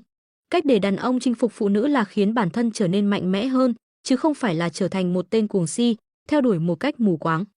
Hắn tháo mũ, để lộ mái tóc được nhà tạo mẫu tóc đẳng cấp thế giới cắt tỉa tỉ mỉ. Sau đó, hắn từ từ tháo chiếc kính râm che khuất nửa khuôn mặt, để lộ đôi mắt đen sâu thẳm, toát lên vẻ thông minh và uy nghiêm. Khoảnh khắc Trương Dịch để lộ diện mạo thật, những cô gái xung quanh đồng loạt phát ra tiếng hét không kiềm chế được. A, thậm chí có 2 cô gái vì quá kích động mà ngất xỉu ngay tại chỗ. Ngay cả Triệu Thế Hy ngồi cạnh Trương Dịch cũng long lanh đôi mắt, tựa như dòng suối mùa xuân tuôn chảy bất tận. Anh học trưởng, anh đẹp trai quá đi. Các nam sinh xung quanh thì cảm nhận không mãnh liệt như vậy, tuy có chút choáng ngợp trước vẻ ngoài anh tuấn của Trương Dịch, nhưng không thể hiểu nổi tại sao đám con gái lại có biểu cảm như sắp chết đến nơi. Dù sao thì, sức hút loại này chủ yếu nhắm vào người khác giới. Đối với đồng giới thì ảnh hưởng cơ bản giảm 80% trừ người đồng tính luyến ái ra. Anh muốn làm gì? Tôi sẽ không cho phép anh đưa Thế Hy đi. Điền Hạo cau mày nói với Trương Dịch, hắn ưỡn ngực, khoe cơ ngực săn chắc tập luyện trong phòng gym, lúc này tự thấy mình như hiệp sĩ bảo vệ công chúa khỏi nanh vuốt của ác long. Trương Dịch nhìn Triệu Thế Hy đang bám dính lấy mình, vì nhìn thấy dung mạo thật của hắn mà đã mê mẩn, trong lòng có chút bất đắc dĩ. Đây là mình muốn đưa cô ấy đi sao? Rõ ràng là cô ấy đã không thể rời xa mình rồi. Hay là thế này, chúng ta tôn trọng ý kiến của Thế Hy được không? Hỏi xem cô ấy muốn thế nào. Trương Dịch nói. Triệu Thế Hy hoàn hồn, lập tức ôm lấy Trương Dịch, ngọt ngào nói, em muốn đi chơi với anh học trưởng. Bịch, bịch, bịch, bịch, bịch. Âm thanh trái tim tan vỡ vang lên liên tiếp, sắc mặt đám con trai xung quanh trắng bệch, rõ ràng là bị nội thương không nhẹ. Điền Hạo ôm ngực, vẻ mặt đau khổ. Không, anh sẽ không cho mắt nhìn em tự hủy hoại mình. Hắn ta hét lớn. Thấy gã Điền Hạo cứ ở đây dây dưa không dứt, Triệu Thế Hy vô cùng bực bội. Cô ấy vừa gặp đã chấm Trương Dịch, trúng tiếng sét ái tình đấy. Cả đời người phụ nữ có được mấy lần rung động như thế. Với con mắt tinh tường của cô, đây là lần đầu tiên cô gặp được người đàn ông có thể khiến cô say mê đến vậy. Cho nên dĩ nhiên cô sẽ không bỏ lỡ cơ hội tốt, muốn phát triển mối quan hệ với Trương Dịch hơn nữa. Còn tên ngốc Điền Hạo này, vào lúc này lại trở thành vật cản đường, sao cô không tức giận cho được. Ngay cả Trương Dịch khi nhìn thấy vẻ mặt ngốc nghếch của Điền Hạo cũng nhíu mày. Hắn không ghét chàng trai này, bởi vì hắn cũng từng trải qua thời đại học, hiểu rõ những chàng trai ở độ tuổi này cố chấp như thế nào với người mình thích. Nhưng sự cố chấp này có thể hiểu được, nhưng không có cách nào chấp nhận được. Bởi vì sự cố chấp này là ích kỷ, không hề quan tâm đến cảm nhận của người khác. Ví dụ như, cậu cảm thấy mình đang làm vì người khác, nhưng dựa vào đâu cậu lại đi quyết định thay cho người khác. Hắn khẽ nhếch mép, chuẩn bị cho anh chàng đội trưởng đội bóng rổ trẻ tuổi một bài học. Nói đi, muốn gì thì cậu mới chịu tránh ra. Trương Dịch nhìn Điền Hạo, nụ cười trên mặt hắn đối lập hoàn toàn với vẻ mặt giận dữ của Điền Hạo. Những người xung quanh có thể cảm nhận rất rõ ràng, tuy tuổi tác của hai người không chênh lệch nhau là bao, nhưng Trương Dịch lại rất chững chạc điềm đạm, dáng vẻ ung dung, còn Điền Hạo thì chỉ là một chàng trai trẻ tuổi đầy nhiệt huyết, bốc đồng. Tôi tuyệt đối không cho phép anh đưa Thế Hy đi. Điền Hạo quát lên với Trương Dịch. Triệu Thế Hy không nhịn được nữa, nhíu mày quát, Điền Hạo, anh bá đạo quá rồi đấy. Tôi muốn đi với ai thì liên quan gì đến anh tưởng anh là ai? Những người khác cũng lần lượt lên tiếng chỉ trích. Đúng vậy, Điền Hạo là cái thá gì chứ?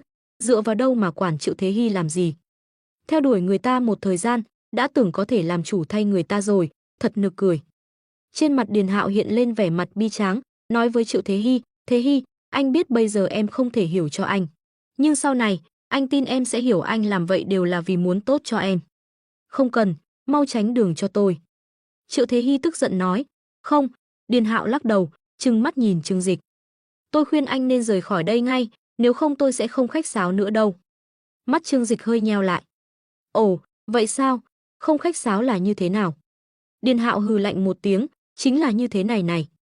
Nói xong liền hung hăng đẩy về phía ngực Trương Dịch. Điền Hạo cho rằng những anh chàng đẹp trai như Trương Dịch chắc chắn đều là những tên công tử bột yếu đuối, bản lĩnh đều dồn hết vào việc ca hát, nhảy múa và lừa gạt con gái rồi. Nhưng ai ngờ, ngay khoảnh khắc hắn ta ra tay, cánh tay phải của Trương Dịch đã bắt được cánh tay của hắn ta một cách chính xác, sau đó xoay ngược lại. Cơn đau dữ dội truyền đến, cánh tay của hắn ta bị khóa ngược, cả người hét lên một tiếng thảm thiết rồi quỳ sụp xuống đất. Chứng kiến cảnh Điền Hạo bị Trương Dịch chế ngự chỉ trong một chiêu, mọi người xung quanh đều ồ lên kinh ngạc. Oa, anh ấy ngầu quá. Điền Hạo đụng phải đối thủ mạnh rồi. Triệu Thế Hy cũng nhìn Trương Dịch với ánh mắt ngưỡng mộ, trong lòng càng thêm yêu mến anh. Các thành viên trong đội bóng rổ thấy vậy liền kích động xông lên. Dừng tay, mau thả đội trưởng của chúng tôi ra. Trương Dịch liếc nhìn bọn họ, khí thế vương giả instantly bao trùm. Khí thế mạnh mẽ đó khiến cho hơn chục người trong đội bóng rổ lạnh toát cả người, vậy mà giữa tiết trời mùa thu vẫn còn nóng bức lại toát ra mồ hôi lạnh, lập tức dừng lại tại chỗ không dám tiến lên. Muốn động thủ với tôi, các cậu vẫn chưa đủ trình đâu. Trương Dịch buông tay Điền Hạo ra, thản nhiên nói. Nói về đánh nhau, với thể chất và kỹ năng hiện tại của hắn, cho dù là mười mấy cầu thủ bóng rổ cao to lực lưỡng cũng không đủ cho hắn đánh. Nhưng lần này hắn về trường là để tham gia lễ kỷ niệm 100 năm thành lập trường, không muốn gây ra chuyện gì không hay. Điền Hạo có thể không cần não, nhưng hắn thì không như vậy. Điền Hạo ôm lấy cánh tay của mình, sợ hãi lùi lại mấy bước. Cậu đừng có tưởng mình giỏi lắm đấy nhé. Điền Hạo căm tức nói. Trương Dịch nhìn cậu nhóc cứng đầu trước mặt, cười lạnh một tiếng. Đánh nhau người ta sẽ nói tôi bắt nạt các cậu. Cậu không phục phải không? Được rồi, chúng ta so tài một chút.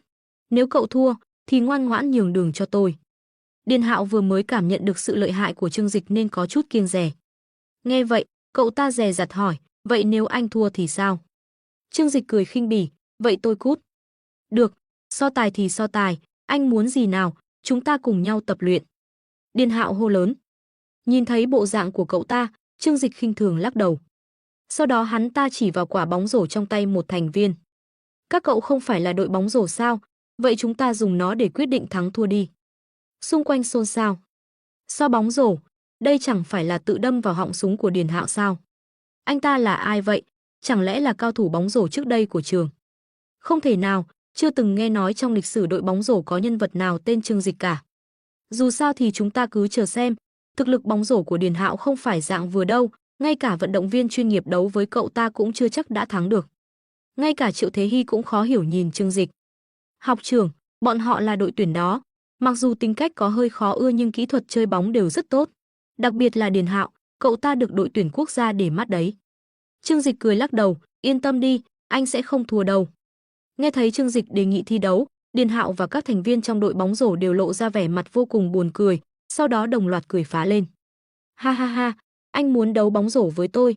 Này, mọi người nghe thấy không, anh ta muốn đấu bóng rổ với tôi đấy. Tôi nghe rồi, anh ta nhất định là bị điên rồi. Sao lại có người hài hước như vậy chứ? Trương Dịch cũng mỉm cười, nhìn Điền Hạo nói, sao nào, cậu không dám à, nếu không dám thì đổi môn khác cũng được. Điền Hạo hừ lạnh một tiếng, chỉ vào Trương Dịch nói, anh nên biết rõ, đấu bóng rổ với tôi, anh không có bất kỳ cơ hội chiến thắng nào đâu. Bởi vì Điền Hạo tôi chính là số 1 về bóng rổ của trường Đại học Bách khoa Thiên Hải. Trương Dịch gật đầu, trùng hợp quá, tôi cũng là quán quân bóng rổ của khu mình đấy, vừa hay chúng ta so tài một chút. Ha ha ha, quán quân cái khu nhà anh á, An căn bản không hiểu gì về thực lực của đội tuyển đâu. Điền Hạo cười khoái trá, được, đây là do chính cậu muốn đấu bóng rổ, cậu không được nuốt lời đâu đấy nhé. Đàn ông đại trượng, đã nói là làm. Trương Dịch mỉm cười. Trên sân vận động của trường Đại học Bách khoa Thiên Hải, sinh viên tụ tập đông nghịt, theo dõi một vở kịch hấp dẫn. Không xa, một nhóm người đang chậm rãi bước về phía bên này. Ở giữa là mấy người trung niên ngũ tuần, người nào người nấy trông hoặc là nho nhã lịch sự, tràn đầy khí chất trí tuệ, hoặc là khí chất mạnh mẽ, vừa nhìn là biết người có chức quyền. Mấy vị, đây là sân vận động của khu Tú Sơn của chúng ta. So với khu cũ bên kia thì lớn gấp 3 lần, mọi người xem, tất cả các trang thiết bị đều theo tiêu chuẩn cao cấp quốc gia đấy. Anh nhân viên tiếp tân của trường niềm nở giới thiệu nơi này cho những vị khách. Họ nào phải khách thường, mà là các cựu học sinh được mời từ khắp nơi trên thế giới về dự lễ kỷ niệm 100 năm thành lập trường. Nào là giáo sư đại học danh tiếng, viện sĩ viện nghiên cứu quốc gia, lại có cả những ông trùm kinh doanh. Đi giữa mọi người là một người đàn ông trung niên hơi mập, ông chắp tay sau lưng chậm rãi bước về phía trước, theo hướng tay của nhân viên tiếp tân mà nhìn. Bỗng nhiên, ông tò mò hỏi, sao bên kia lại tụ tập đông người thế nhỉ, có hoạt động gì à? Mọi người nghe vậy đều nhìn sang, cũng thấy điều thú vị này. Đúng đấy, bên đó đang làm gì thế? Đông người quá. Hay là chúng ta qua đó xem sao, cho mấy ông già này cũng được thấy không khí của giới trẻ. Cả đám cười nói. Nhân viên tiếp tân thấy bên đó có mấy trăm người đang vây quanh, cũng không biết là chuyện gì. Nhưng những vị khách quan trọng này đã lên tiếng, hắn ta đành phải dẫn đường, vậy mời các vị đi lối này hạ. Thế là, nhóm cựu học sinh quan trọng liền đi về phía sân vận động. Còn tại sân vận động, Trương Dịch vừa mới mời Điền Hạo đấu bóng rổ. Thế là, đám đông liền di chuyển về phía sân bóng rổ. Triệu Thế Hy ôm chặt lấy cánh tay Trương Dịch, nhỏ giọng khuyên, học trưởng, anh đừng chấp thằng ngốc đó làm gì. Hay là anh đi trước đi, lát nữa em qua tìm anh được không? Cô thật sự rất lo lắng Trương Dịch sẽ thua, bởi vì nói về khoản bóng rổ, Điền Hạo đúng là số 1 trường Thiên Hải. Nếu không thì cũng không thể nào làm đội trưởng đội bóng rổ được. Trương Dịch lắc đầu, chẳng lẽ em muốn anh phải trốn tránh một thằng nhóc sao? Yên tâm đi, anh sẽ không thua đâu. Hắn tự tin cười nói. Trong hệ thống có một kỹ năng bóng rổ tinh thông, học lâu như vậy, cơ bản cũng chưa có dịp nào sử dụng. Hôm nay đúng là dịp tốt để dùng rồi. Mấy người bên đội bóng rổ nhìn chằm chằm Trương Dịch như hổ rình mồi, hình như sợ hắn bỏ chạy. Mọi người đến sân bóng rổ, Điền Hạo dẫn đầu đi vào sân, khiêu khích liếc nhìn Trương Dịch một cái rồi cười khẩy. Hắn ta hét lớn với một tên đồng đội, Cường, bóng. Một tên đồng đội ở đằng xa lập tức hiểu ý, cười nói, đội trưởng, bắt lấy. Vừa nói, hắn ta dùng sức ném quả bóng rổ trong tay về phía trước. Nhưng điều khiến mọi người kinh ngạc là, hắn ta không ném bóng cho Điền Hạo, mà ném thẳng vào rổ. Trời ơi, chẳng lẽ hắn ta định? Mấy nam sinh hiểu bóng rổ liền trở nên phấn khích, kinh hô. Trên môi Điền Hạo hiện lên nụ cười tự tin, nhìn chằm chằm quả bóng rổ rồi nhanh chóng chạy theo. Bóng bay rất nhanh, tốc độ của hắn ta cũng không hề thua kém. Chỉ thấy quả bóng rổ ầm một tiếng đập vào bảng rổ rồi bật trở lại.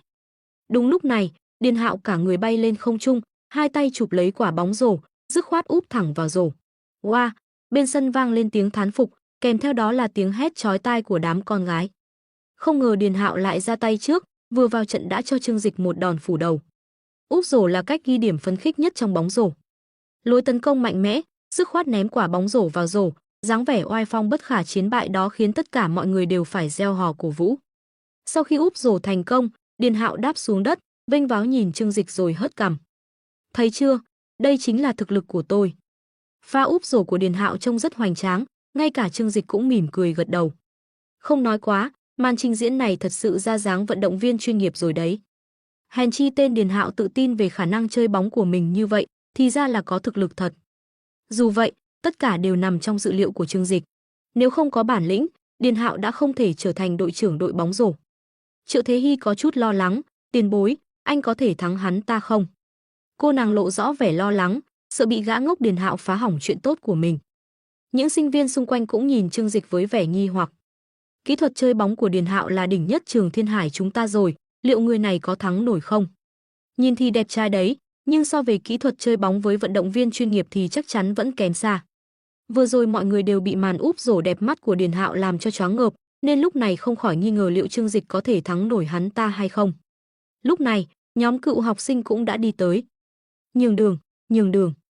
Nhân viên tiếp tân vội vàng yêu cầu các sinh viên nhường đường. Nhìn thấy là lãnh đạo nhà trường, dù trên mặt có chút bất mãn nhưng các sinh viên vẫn ngoan ngoãn nhường đường. Nhóm người lớn tuổi tiến lại gần xem, mới phát hiện ra là hai nam sinh đang chuẩn bị so tài bóng rổ. Hơn nữa, bên cạnh còn có một cô gái xinh đẹp như hoa, lập tức tất cả mọi người đều cười thầm, hiểu ra chuyện gì đang xảy ra. Thì ra là vì con gái mà quyết đấu sao? Ha ha, thật hoài niệm. Đúng vậy, hồi đó chúng ta vì con gái mà đấu bò, đấu đàn, cũng không thua kém gì bọn trẻ bây giờ đâu. Nhóm cựu học sinh vừa cười vừa theo dõi trận đấu. Lúc này, trong đám đông, người đàn ông trung niên hơi mập nhìn bóng lưng chàng trai mặc áo đen, bỗng nhiên nhíu mày. Sao mình có cảm giác như đã gặp người này ở đâu rồi? Nhân viên tiếp tân thấy vậy, vội vàng hỏi, Trương Tổng, có chuyện gì vậy ạ? Vị Trương Tổng này không phải người thường, ngoài việc là cựu học sinh trường Thiên Hải cách đây 30 năm, ông còn là một ông chủ lớn rất nổi tiếng ở thành phố Thiên Hải, chủ tịch tập đoàn Khải Toàn, Trương Khải Toàn. Lần này ông gác lại công việc bận rộn đến đây, đích thân hiệu trưởng đã ra tận nơi đón tiếp. Hơn nữa, sắp tới trường còn có một dự án lớn, rất cần đến sự đầu tư của vị đại gia này. Vì vậy, nhân viên tiếp tân cũng hết sức cung kính. Trương Khải Toàn cười nhẹ, tôi cứ có cảm giác như vừa nhìn thấy người quen, nhưng chắc không phải đâu, chắc là tôi nhìn nhầm rồi. Trên sân bóng, Trương Dịch đối mặt với lời khiêu khích ngạo mạn của Điền Hạo, chỉ mỉm cười, đưa tay cởi áo khoác ngoài. Ngay lập tức, một thân hình rắn chắc, cơ bắp cuồn cuộn hiện ra trước mắt mọi người. Trương Dịch cởi áo khoác, thân hình cường tráng khiến các nữ sinh bên cạnh đỏ mặt tía tai, ngay cả nam sinh cũng phải ghen tị. Oa, body đẹp trai quá. Chẳng lẽ là vận động viên sao? Cơ thể cân đối, cơ bắp săn chắc quá. Các cô gái bàn tán sôi nổi, mặt đỏ bừng như muốn rớt tim ra ngoài. Một nam sinh đô con thấy vậy, khinh thường sắn tay áo lên, cơ bắp thì ai chả có. Một cô gái xinh đẹp bên cạnh liếc nhìn hắn ta, lập tức lộ vẻ chán ghét, lùi sang một bên. Tránh xa tôi ra, tôi ghét nhất kiểu con trai tập gym thành quái vật như anh. Một thành viên đội bóng rổ nhìn chằm chằm vào nam sinh đô con kia, khinh bỉ nói, đừng có mang đống cơ bắp tập gym của cậu ra so sánh với người ta. Cơ bắp của cậu chỉ để trưng bày, là sản phẩm của protein thôi. Hắn ta nhìn chằm chằm vào tấm lưng rắn chắc của Trương Dịch, cơ bắp không quá phô trương, nhưng ẩn chứa sức mạnh bùng nổ. Còn cơ bắp của người ta là thứ thật sự. Cơ thể của Trương Dịch không phải cố tình tập luyện để có được như vậy, mà là sau khi điểm thể lực của hệ thống đạt đến mức tối đa, cơ thể được cường hóa. Từng múi cơ của hắn không phải to lớn để phô trương, mà là ẩn chứa sức mạnh khỏe khoắn và bền bỉ. Đám người trong đội bóng rổ vốn chú trọng rèn luyện thể lực, liếc mắt một cái đã nhận ra hắn không hề tầm thường. Ngay cả Điền Hạo, ánh mắt cũng trở nên ngưng trọng hơn vài phần. Trương Dịch xoay xoay cổ, mỉm cười đi tới trước mặt Điền Hạo, cậu nói đi, chúng ta so thế nào? Điền Hạo cảm nhận được một luồng áp lực từ đối phương, nhưng cậu nghiến răng, thầm nghĩ, bóng rổ đâu phải trò chơi chỉ so ai khỏe hơn. Điều quan trọng là kỹ thuật, mình đã chơi bóng rổ mười mấy năm, hắn ta không thể thắng được mình. Nghĩ vậy, sự tự tin trong lòng cậu lại trỗi dậy. Cậu ta nói với Trương Dịch, chúng ta thay phiên nhau tấn công, ai ghi được 10 bàn trước thì thắng. Dù sao tôi cũng là đội trưởng đội bóng rổ, nên nhường anh tấn công trước. Cậu ta ra vẻ magnanimous, nhưng thực chất là muốn nhân cơ hội này xem thử thực lực của Trương Dịch rốt cuộc thế nào. Ồ, vậy chẳng phải tôi chiếm lợi thế rồi sao? Trương Dịch khẽ cười. Không sao, bởi vì cho dù vậy, cậu cũng không có lấy một cơ hội nào thắng được tôi. Điền Hạo cười tự tin. Vậy được, tôi xin đa tạ. Trương Dịch cười gật đầu. Điền Hạo ném bóng vào tay Trương Dịch, hai người đi tới gần vạch 3 điểm, bắt đầu trận đấu từ đây. Bên cạnh sân bóng, Trương Khải Toàn chỉ nhìn thấy bóng lưng Trương Dịch, lúc này hai người đối mặt, rốt cuộc cũng có cơ hội nhìn thấy mặt bên của hắn. Đồng tử ông ta co rụt lại, Trương Tổng. Hôm hội nghị thương mại Trung thu vừa rồi, ông ta cũng được Ngụy Chí Quốc mời đến. Lúc đó ông ta ngồi gần khu vực trung tâm, may mắn được qua kính vị thiên tài tổng giám đốc tập đoàn Thịnh Thế, Trương Dịch một ly rượu. Tuy chỉ là một lần tiếp xúc ngắn ngủi, nhưng hắn đã bị khí chất điềm tĩnh, cùng thủ đoạn kinh doanh quỷ thần khó lường của đối phương chinh phục hoàn toàn. Không ngờ, ông ta lại gặp được Trương Dịch ở nơi này. Bắt đầu thôi. Điền Hạo lớn tiếng nói, vẻ mặt tràn đầy tự tin. Cậu ta liếc mắt nhìn Triệu Thế Hy, thầm nghĩ, Thế Hy, mình muốn cô ấy thấy, mình mạnh hơn hắn ta nhiều. Mình mới là người xứng đáng có được cô ấy. Trương Dịch tay cầm bóng rổ, ánh mắt mỉm cười nhìn Điền Hạo, vẻ mặt ung dung tự tại.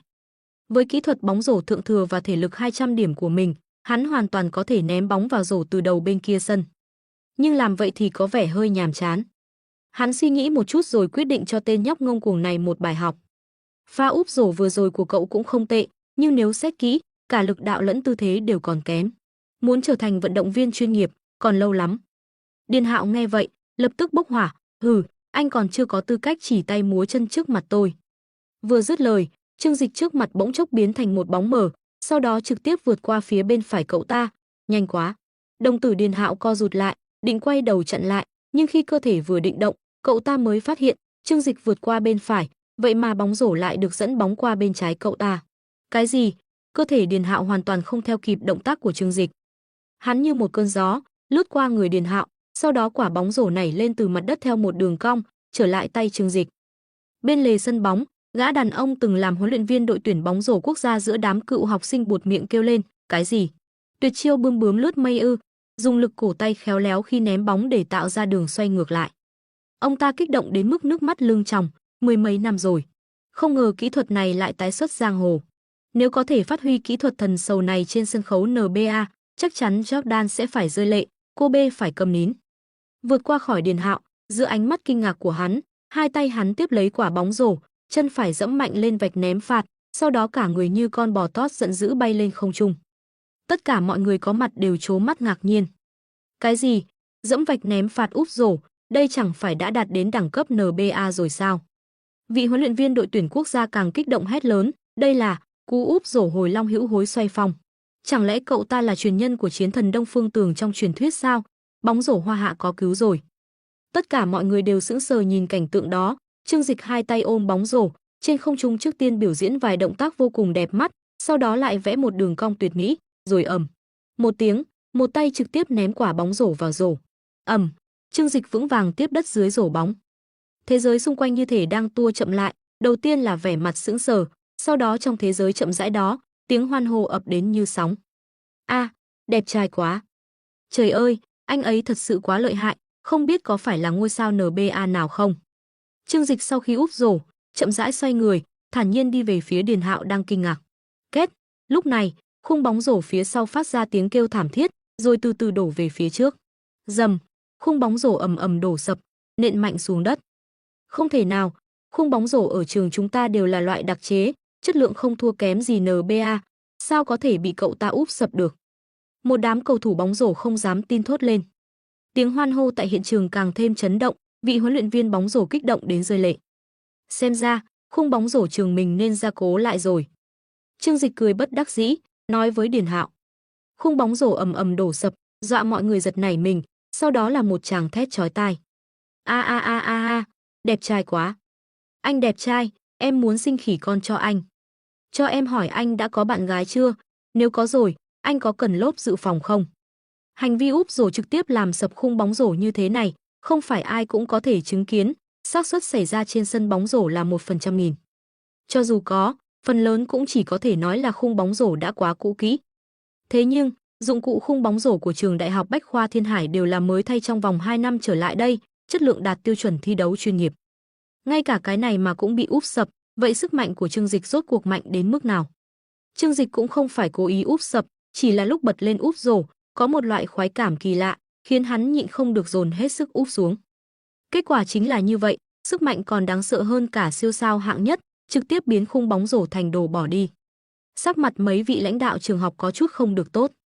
Học sinh này quá đáng quá, sao có thể tùy tiện phá hoại dụng cụ thể dục thế hả?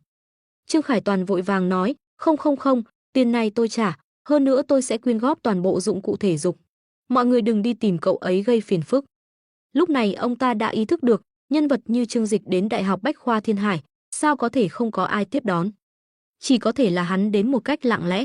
Cho nên Trương Khải Toàn cũng không vạch trần thân phận của Trương Dịch, mà dự định sau này sẽ bí mật liên lạc. Mấy vị lãnh đạo phụ trách tiếp đón thấy vậy, trong lòng cũng có chút kinh ngạc. Trương Tổng, ngài quen cậu ấy à? Không quen, chỉ là thưởng thức cậu ấy thôi. Trương Khải Toàn mỉm cười nói. Sau đó, ông ta nhìn về phía Trương Dịch giữa sân, trong mắt tràn đầy vẻ hưng phấn. Lần trước ở hội nghị trung thu, với thân phận của ông ta căn bản không có tư cách nói chuyện với Trương Dịch vài câu. Lần này có thể gặp mặt ở đây, quả thực là cơ hội trời cho. Nếu có thể kết thân với hắn ta, sau này làm ăn chắc chắn sẽ có lợi. Nhân viên tiếp tân thấy Trương Khải Toàn đã lên tiếng, liền không nói gì nữa. Những sinh viên xung quanh ai nấy đều phấn khích, hòa mình vào bầu không khí vui vẻ này. Ở bên sân bóng rổ, Triệu Thế Hy ôm áo khoác của Trương Dịch, ánh mắt ngưỡng mộ không thể che giấu.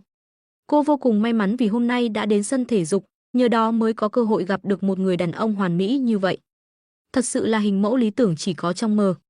Hoàn mỹ đến mức có chút không chân thật. Trương Dịch đi đến trước mặt Điền Hạo, lúc này Điền Hạo đã mặt mày tái mét. Đối mặt với sự áp đảo hoàn toàn về mặt thực lực như vậy, hắn ta không biết nên nói gì cho phải. Nếu là phương diện khác, có lẽ hắn ta còn không phục, còn muốn tranh giành với Trương Dịch. Thế nhưng, lại là bóng rổ. Thứ mà hắn ta thích làm, một là thể hiện, hai là phụ nữ xinh đẹp, thứ ba chính là bóng rổ. Đương nhiên, điểm thứ ba cũng phục vụ cho hai điều trước. Đối với môn thể thao này, trong lòng hắn ta rất yêu thích, mà thực lực cường hãn của Trương Dịch cũng khiến hắn ta trong nháy mắt cảm thấy tự ti, thậm chí có chút sùng bái. Rổ bóng rổ bên này bị hỏng rồi, nhưng chúng ta có thể dùng sân bên kia. Yên tâm, lát nữa tôi sẽ cố gắng cẩn thận một chút. Trương Dịch cúi đầu nhìn Điền Hạo nói.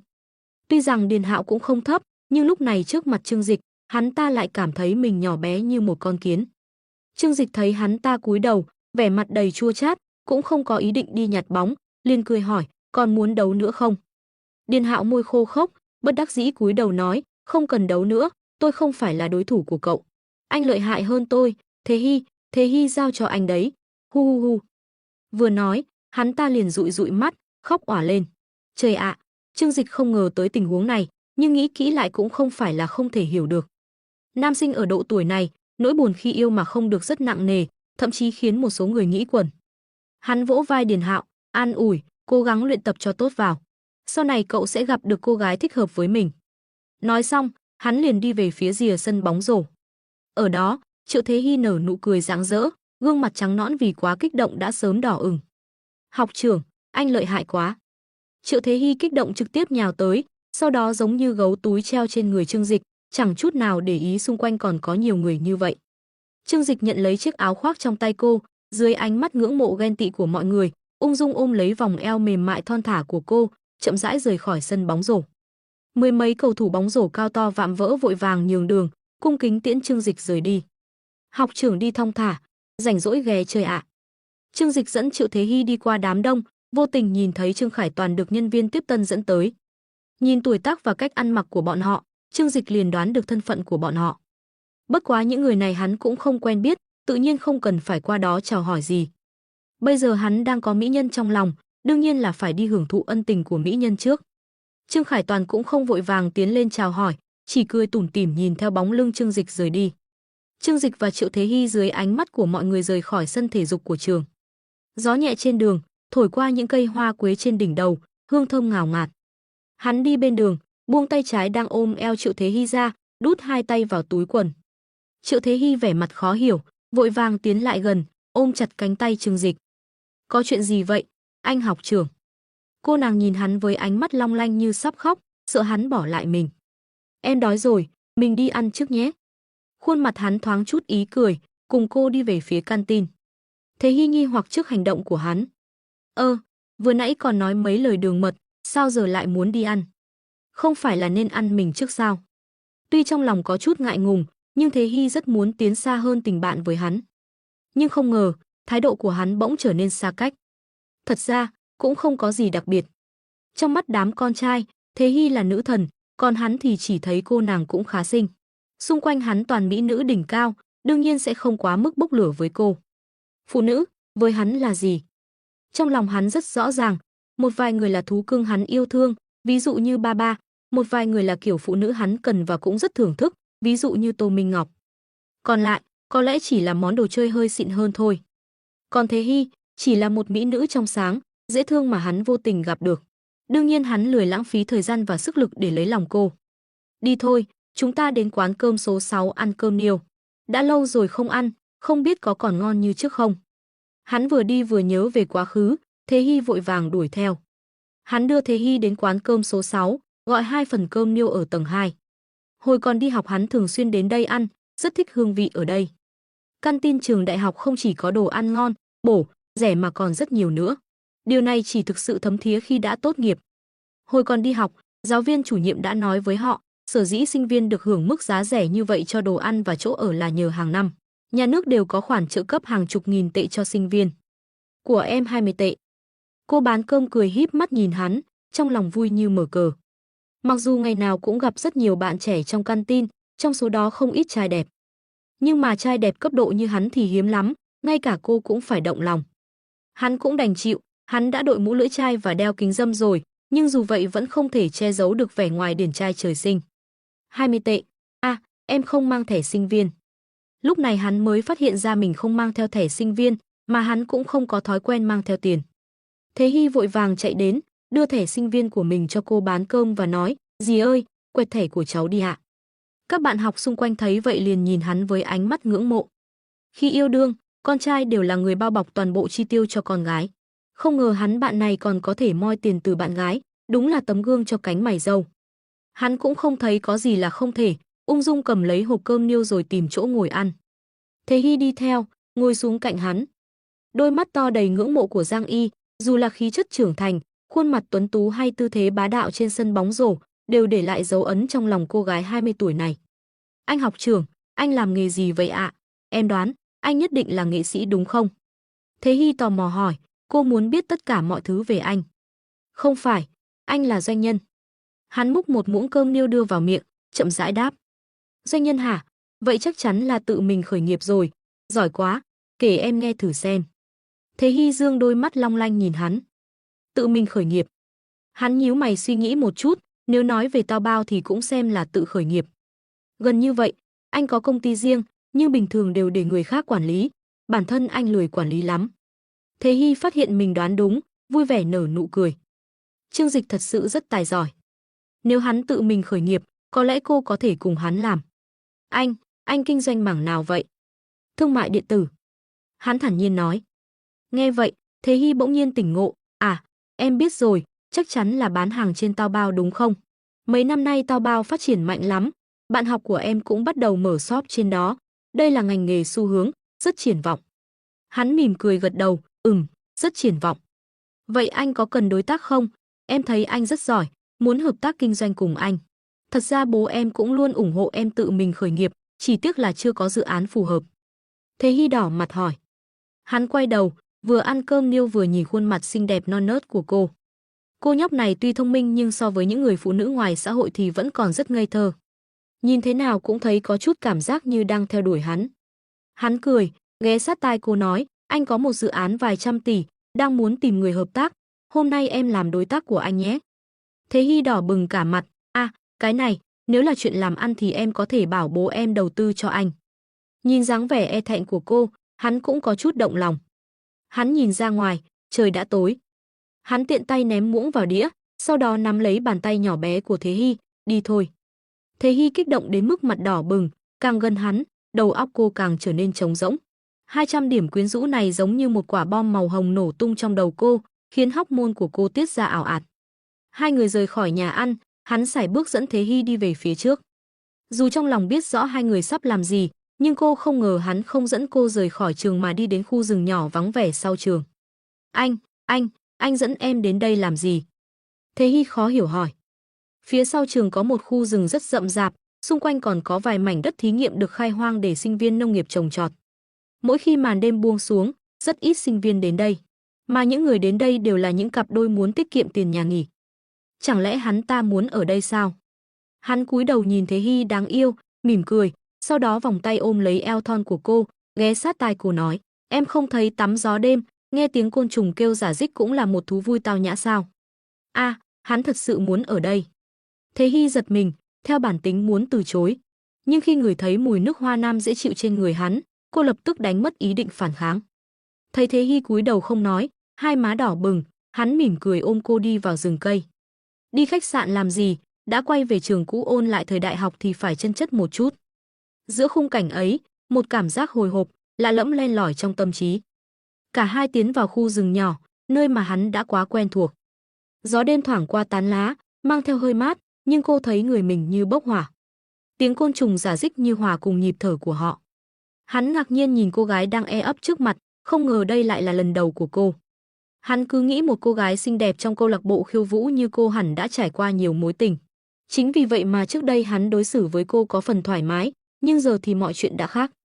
Cô đỏ mặt rúc vào lòng hắn, cơ thể trần trụi như chú mèo nhỏ. Chúng ta tiếp tục nhé. Nhìn cô gái nhỏ trong vòng tay, hắn dịu dàng vuốt ve mái tóc cô. Lần đầu tiên lại ở chốn này, cảm giác thật hoang đường. Đi thôi, chúng ta đổi chỗ khác. Hắn dịu dàng nói. Từng chiếc áo, hắn đều tự tay mặc cho cô, một thú vui tao nhã. Hai người bước ra khỏi rừng cây, dáng đi của cô có chút tập tễnh khiến mặt cô đỏ bừng, ngại ngùng không dám nhìn ai. Hắn ân cần dìu cô đến trước cổng trường, lấy chìa khóa trong túi ra, ấn mở chiếc Porsche. Thấy chiếc xe sang trọng, cô không khỏi ngạc nhiên. Anh à, xe của anh sao? Gia đình cô cũng giàu có, nhưng xe của ba cô cũng chỉ tầm giá này. Hắn còn trẻ như vậy mà đã có xe sang, khiến cô càng thêm ngưỡng mộ. Chắc hẳn hắn là một người đàn ông thành đạt, hoặc là cậu công tử con nhà giàu có. Hắn nhún vai, xe cũ rồi, em đừng chê nhé. Anh không muốn quá phô trương khi về trường. Cô nhất thời cạn lời, ai đời lại nói chiếc xe sang trọng như vậy là xe cũ, vậy rốt cuộc nhà hắn giàu có cỡ nào? Ngay cả nhà cô cũng không dám nói vậy. Hắn ôm cô lên xe, phóng thẳng đến khách sạn nơi hắn ở. Hắn ở khách sạn 5 sao tốt nhất khu này. Sau khi ném chìa khóa cho nhân viên, cô bước xuống xe, bước chân có chút loạng choạng. Hắn nhíu mày, bước nhanh tới, bất ngờ ôm ngang eo cô.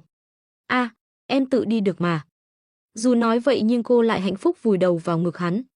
Hắn ôm cô lên, cảm giác như đang nâng một chiếc lá, thật nhẹ nhàng. Cơ thể tuyệt đẹp này thật mảnh mai, nhưng những nơi cần đầy đặn lại vô cùng gợi cảm. "Ngoan nào, em tiết kiệm sức đi, chúng ta còn hiệp 2 nữa." Hắn thì thầm bên tai cô. Cô đỏ mặt, khẽ một tiếng, gật đầu. Hắn mỉm cười, bế cô lên, giữa ánh mắt ngạc nhiên, tò mò của mọi người, đưa cô vào phòng tổng thống trên lầu. Sáng sớm hôm sau, hắn thức dậy. Quay đầu nhìn cô gái đang say giấc nồng trong chăn trắng, khóe miệng hắn khẽ nở nụ cười dịu dàng, xoay người hôn nhẹ lên gò má mềm mại như sữa của cô. Sau đó hắn mới đứng dậy mặc quần áo, rửa mặt xong, dùng sổ ghi chú trên bàn để lại lời nhắn rồi mới rời khỏi phòng. Đợi hắn đóng cửa, cô gái trên giường mới từ từ mở mắt. Cô nhìn theo hướng hắn rời đi, kéo chăn lên, chỉ để lộ bờ vai tròn trịa và xương quai xanh tinh xảo. Anh, sau một đêm mặn nồng, cơ thể cô đã rất mệt mỏi, nhưng trong lòng cô lại ngập tràn hạnh phúc. Bởi vì người đàn ông đó đối xử với cô thật dịu dàng, mang đến cho cô cảm giác thật dễ chịu. Trước đây, cô chưa bao giờ nghĩ rằng mình sẽ trao sự trong trắng đã giữ gìn suốt 20 năm cho một người đàn ông một cách dễ dàng như vậy. Dù là một cô gái rất năng động, nhưng gia giáo tốt đẹp khiến cô rất thận trọng trong chuyện nam nữ. Nếu không, Điền Hạo đã theo đuổi cô bấy lâu, ít nhiều gì hắn ta cũng nhận được chút ngọt ngào rồi. Nhưng khi đối diện với Trương Dịch, cô lại cảm thấy tâm trí mình hoàn toàn chìm đắm trong sức hút mãnh liệt toát ra từ con người hắn. Ít nhất là hiện tại, cô không hề hối hận. Cho dù không biết rõ hắn là người như thế nào, cô cũng nguyện ý dâng hiến tất cả cho hắn. Ôi chết, quên xin số điện thoại của anh ấy rồi. Sau khoảnh khắc đắm chìm trong mật ngọt, Thế Hy bỗng nhận ra sự thật phũ phàng. Cô vội vàng quấn tấm ga trải giường quanh thân hình yêu kiều rồi bước xuống giường, muốn đuổi theo hắn. Nhưng ngay lúc đó, cô nhìn thấy mảnh giấy nốt trên bàn. Tò mò, Thế Hy bước tới cầm lên xem, trên đó là dòng chữ hắn để lại cho cô. Mấy ngày tới anh còn có việc ở trường, đợi xong việc rồi sẽ liên lạc lại với em Trương Dịch. Nhìn mảnh giấy, Thế Hy bất mãn bĩu môi, nói là sẽ liên lạc với em, ít ra anh cũng phải để lại số điện thoại chứ. Như vậy thì em biết đi đâu để tìm anh. Cô không biết rằng, hắn không hề muốn cô đến tìm mình vào lúc này. Hắn không thích bị phụ nữ làm phiền, nhất là vào lúc sắp gặp lại bạn học cũ. Hừ, anh có thể chạy trốn, tu sĩ không thể trốn khỏi chùa. Anh sống ở đây, để em xem anh có thể đi đâu. Thế Hy nói. Nhưng ngay sau đó, cô bỗng nhận ra điều gì đó, chẳng kịp mặc quần áo đã chạy về, kiểm tra tủ quần áo và phòng tắm. Lúc này cô mới phát hiện, quần áo, dao cạo râu của hắn đều không cánh mà bay. Trương Dịch, đồ tồi. Thế Hy tức giận dậm chân. Sáng sớm, Trương Dịch thức dậy, ăn sáng ở dưới nhà, sau đó lái xe đến trường Đại học Bách khoa Thiên Hải. Hôm nay là ngày lễ kỷ niệm chính thức bắt đầu, sẽ có 3 ngày lễ liên tiếp. Không chỉ là lễ kỷ niệm của toàn trường, mà mỗi khoa cũng sẽ có lễ kỷ niệm riêng. Thời điểm này hàng năm đều là ngày hội của toàn thể sinh viên. Chỉ là năm nay là kỷ niệm 100 năm nên long trọng hơn rất nhiều. Sáng sớm đến trường, những bông hoa tươi và băng rôn được chuẩn bị từ trước đã được treo lên. Rất nhiều câu lạc bộ và đội trống của trường đã bắt đầu gõ trống bên hồ và quảng trường. Các cô gái của câu lạc bộ anime mặc trang phục cosplay dễ thương, phụ trách tiếp đón các cựu sinh viên trở về trường. Trương Dịch đội mũ, đeo kính râm, dừng xe ở cổng trường rồi bước vào trong. Lúc này, bên cạnh bỗng vang lên tiếng chào hỏi nhiệt tình, "Trương tổng, trùng hợp quá, ngài cũng ở đây sao?" Trương Dịch quay đầu lại nhìn, thấy một người đàn ông trung niên hơi mập mạp đang tiến lại gần với vẻ mặt niềm nở, trông có vẻ quen mắt. Trương Dịch nhìn chằm chằm vào ông ta một lúc, sau đó mới nhớ ra, hôm qua hắn đã gặp người này ở sân bóng rổ. Xin chào, cho hỏi anh là? Trương Dịch quay người lại hỏi. Người đến chính là Trương Khải Toàn, chủ tịch tập đoàn Khải Toàn. Ông ta bước đến trước mặt Trương Dịch, vội vàng tự giới thiệu, tôi là Trương Khải Toàn của tập đoàn Khải Toàn. Trương tổng, chúng ta đã từng gặp nhau một lần trong hội nghị thương mại trung thu vừa rồi. Trương Dịch suy nghĩ một chút, hắn có ấn tượng với cái tên tập đoàn Khải Toàn, là một công ty thương mại khá lớn ở thành phố Thiên Hải, nhưng hắn lại không có ấn tượng gì với Trương Khải Toàn. Tuy nhiên, người ta đã đến chào hỏi, hắn ta đương nhiên cũng phải tươi cười đáp lại, ồ, thì ra là Trương tổng, thất lễ, thất lễ. Thật vinh hạnh khi được gặp anh ở đây. Trương Khải Toàn nịnh nọt. Nhưng thực ra, làm gì có chuyện tình cờ gặp gỡ. Ông ta đã đợi hắn ta ở đây nửa ngày rồi. Nhìn thấy Trương Khải Toàn xuất hiện, lại liên tưởng đến cảnh tượng ông ta xuất hiện ở sân bóng rổ hôm qua. Trương Dịch mỉm cười nói, Trương tổng, chẳng lẽ anh cũng là cựu sinh viên của Đại học Bách khoa Thiên Hải sao? Trương Khải Toàn vội vàng nói, đừng khách sáo như vậy, cứ gọi tôi là Khải Toàn là được rồi. Trong các công ty niêm yết, chức vụ chủ tịch hội đồng quản trị đương nhiên cao hơn chức vụ tổng giám đốc. Còn tập đoàn của Trương Dịch là doanh nghiệp tư nhân, không có hội đồng quản trị, đương nhiên cũng không có chức danh chủ tịch hội đồng quản trị. Tuy nhiên, cách xưng hô giữa hai người vẫn khiến người ta cảm thấy hơi gượng gạo. Trương Khải Toàn là người từng trải trong thương trường, đương nhiên hiểu rõ điều này, nên chủ động đề nghị đổi cách xưng hô. Đồng thời cũng là để kéo gần khoảng cách giữa hai người. Trước mặt người khác, Trương Khải Toàn quả thực là một nhân vật có máu mặt. Thế nhưng so với một người khổng lồ trong giới kinh doanh như Trương Dịch thì hắn ta kém xa. Nhìn người đàn ông trung niên 50-60 tuổi trước mặt, Trương Dịch cũng không tiện gọi thẳng tên. Hắn mỉm cười nói, nếu chúng ta đều là cựu sinh viên của Đại học Bách khoa Thiên Hải, vậy tôi gọi anh là anh Toàn nhé. Mắt Trương Khải Toàn sáng lên, trong lòng vui như mở cờ trong bụng. Là cựu sinh viên cùng trường, mối quan hệ này lại càng tiến thêm một bước. Tốt tốt tốt, không ngờ tôi và cậu đều tốt nghiệp từ Đại học Bách khoa Thiên Hải, đây cũng coi như là duyên phận. Trương Dịch sải bước đi vào trong trường, Trương Khải Toàn đi theo sau, dường như muốn tiếp tục trò chuyện với hắn. Thế nhưng, lúc này Trương Dịch không có tâm trạng đó. Hơn nữa, thân phận của Trương Khải Toàn cũng khá cao, để ông ta đi bên cạnh dễ lộ thân phận. Hắn liền quay sang nói với Trương Khải Toàn, anh Toàn, em có hẹn gặp mấy người bạn. Em đi trước nhé, hôm nào rảnh chúng ta nói chuyện tiếp. Nghe Trương Dịch nói vậy, Trương Khải Toàn cũng hiểu ý tứ của cậu. Tuy trong lòng có chút tiếc nuối, nhưng dù sao cũng đã gặp mặt một lần, sau này dù có bàn chuyện làm ăn cũng có chỗ dựa.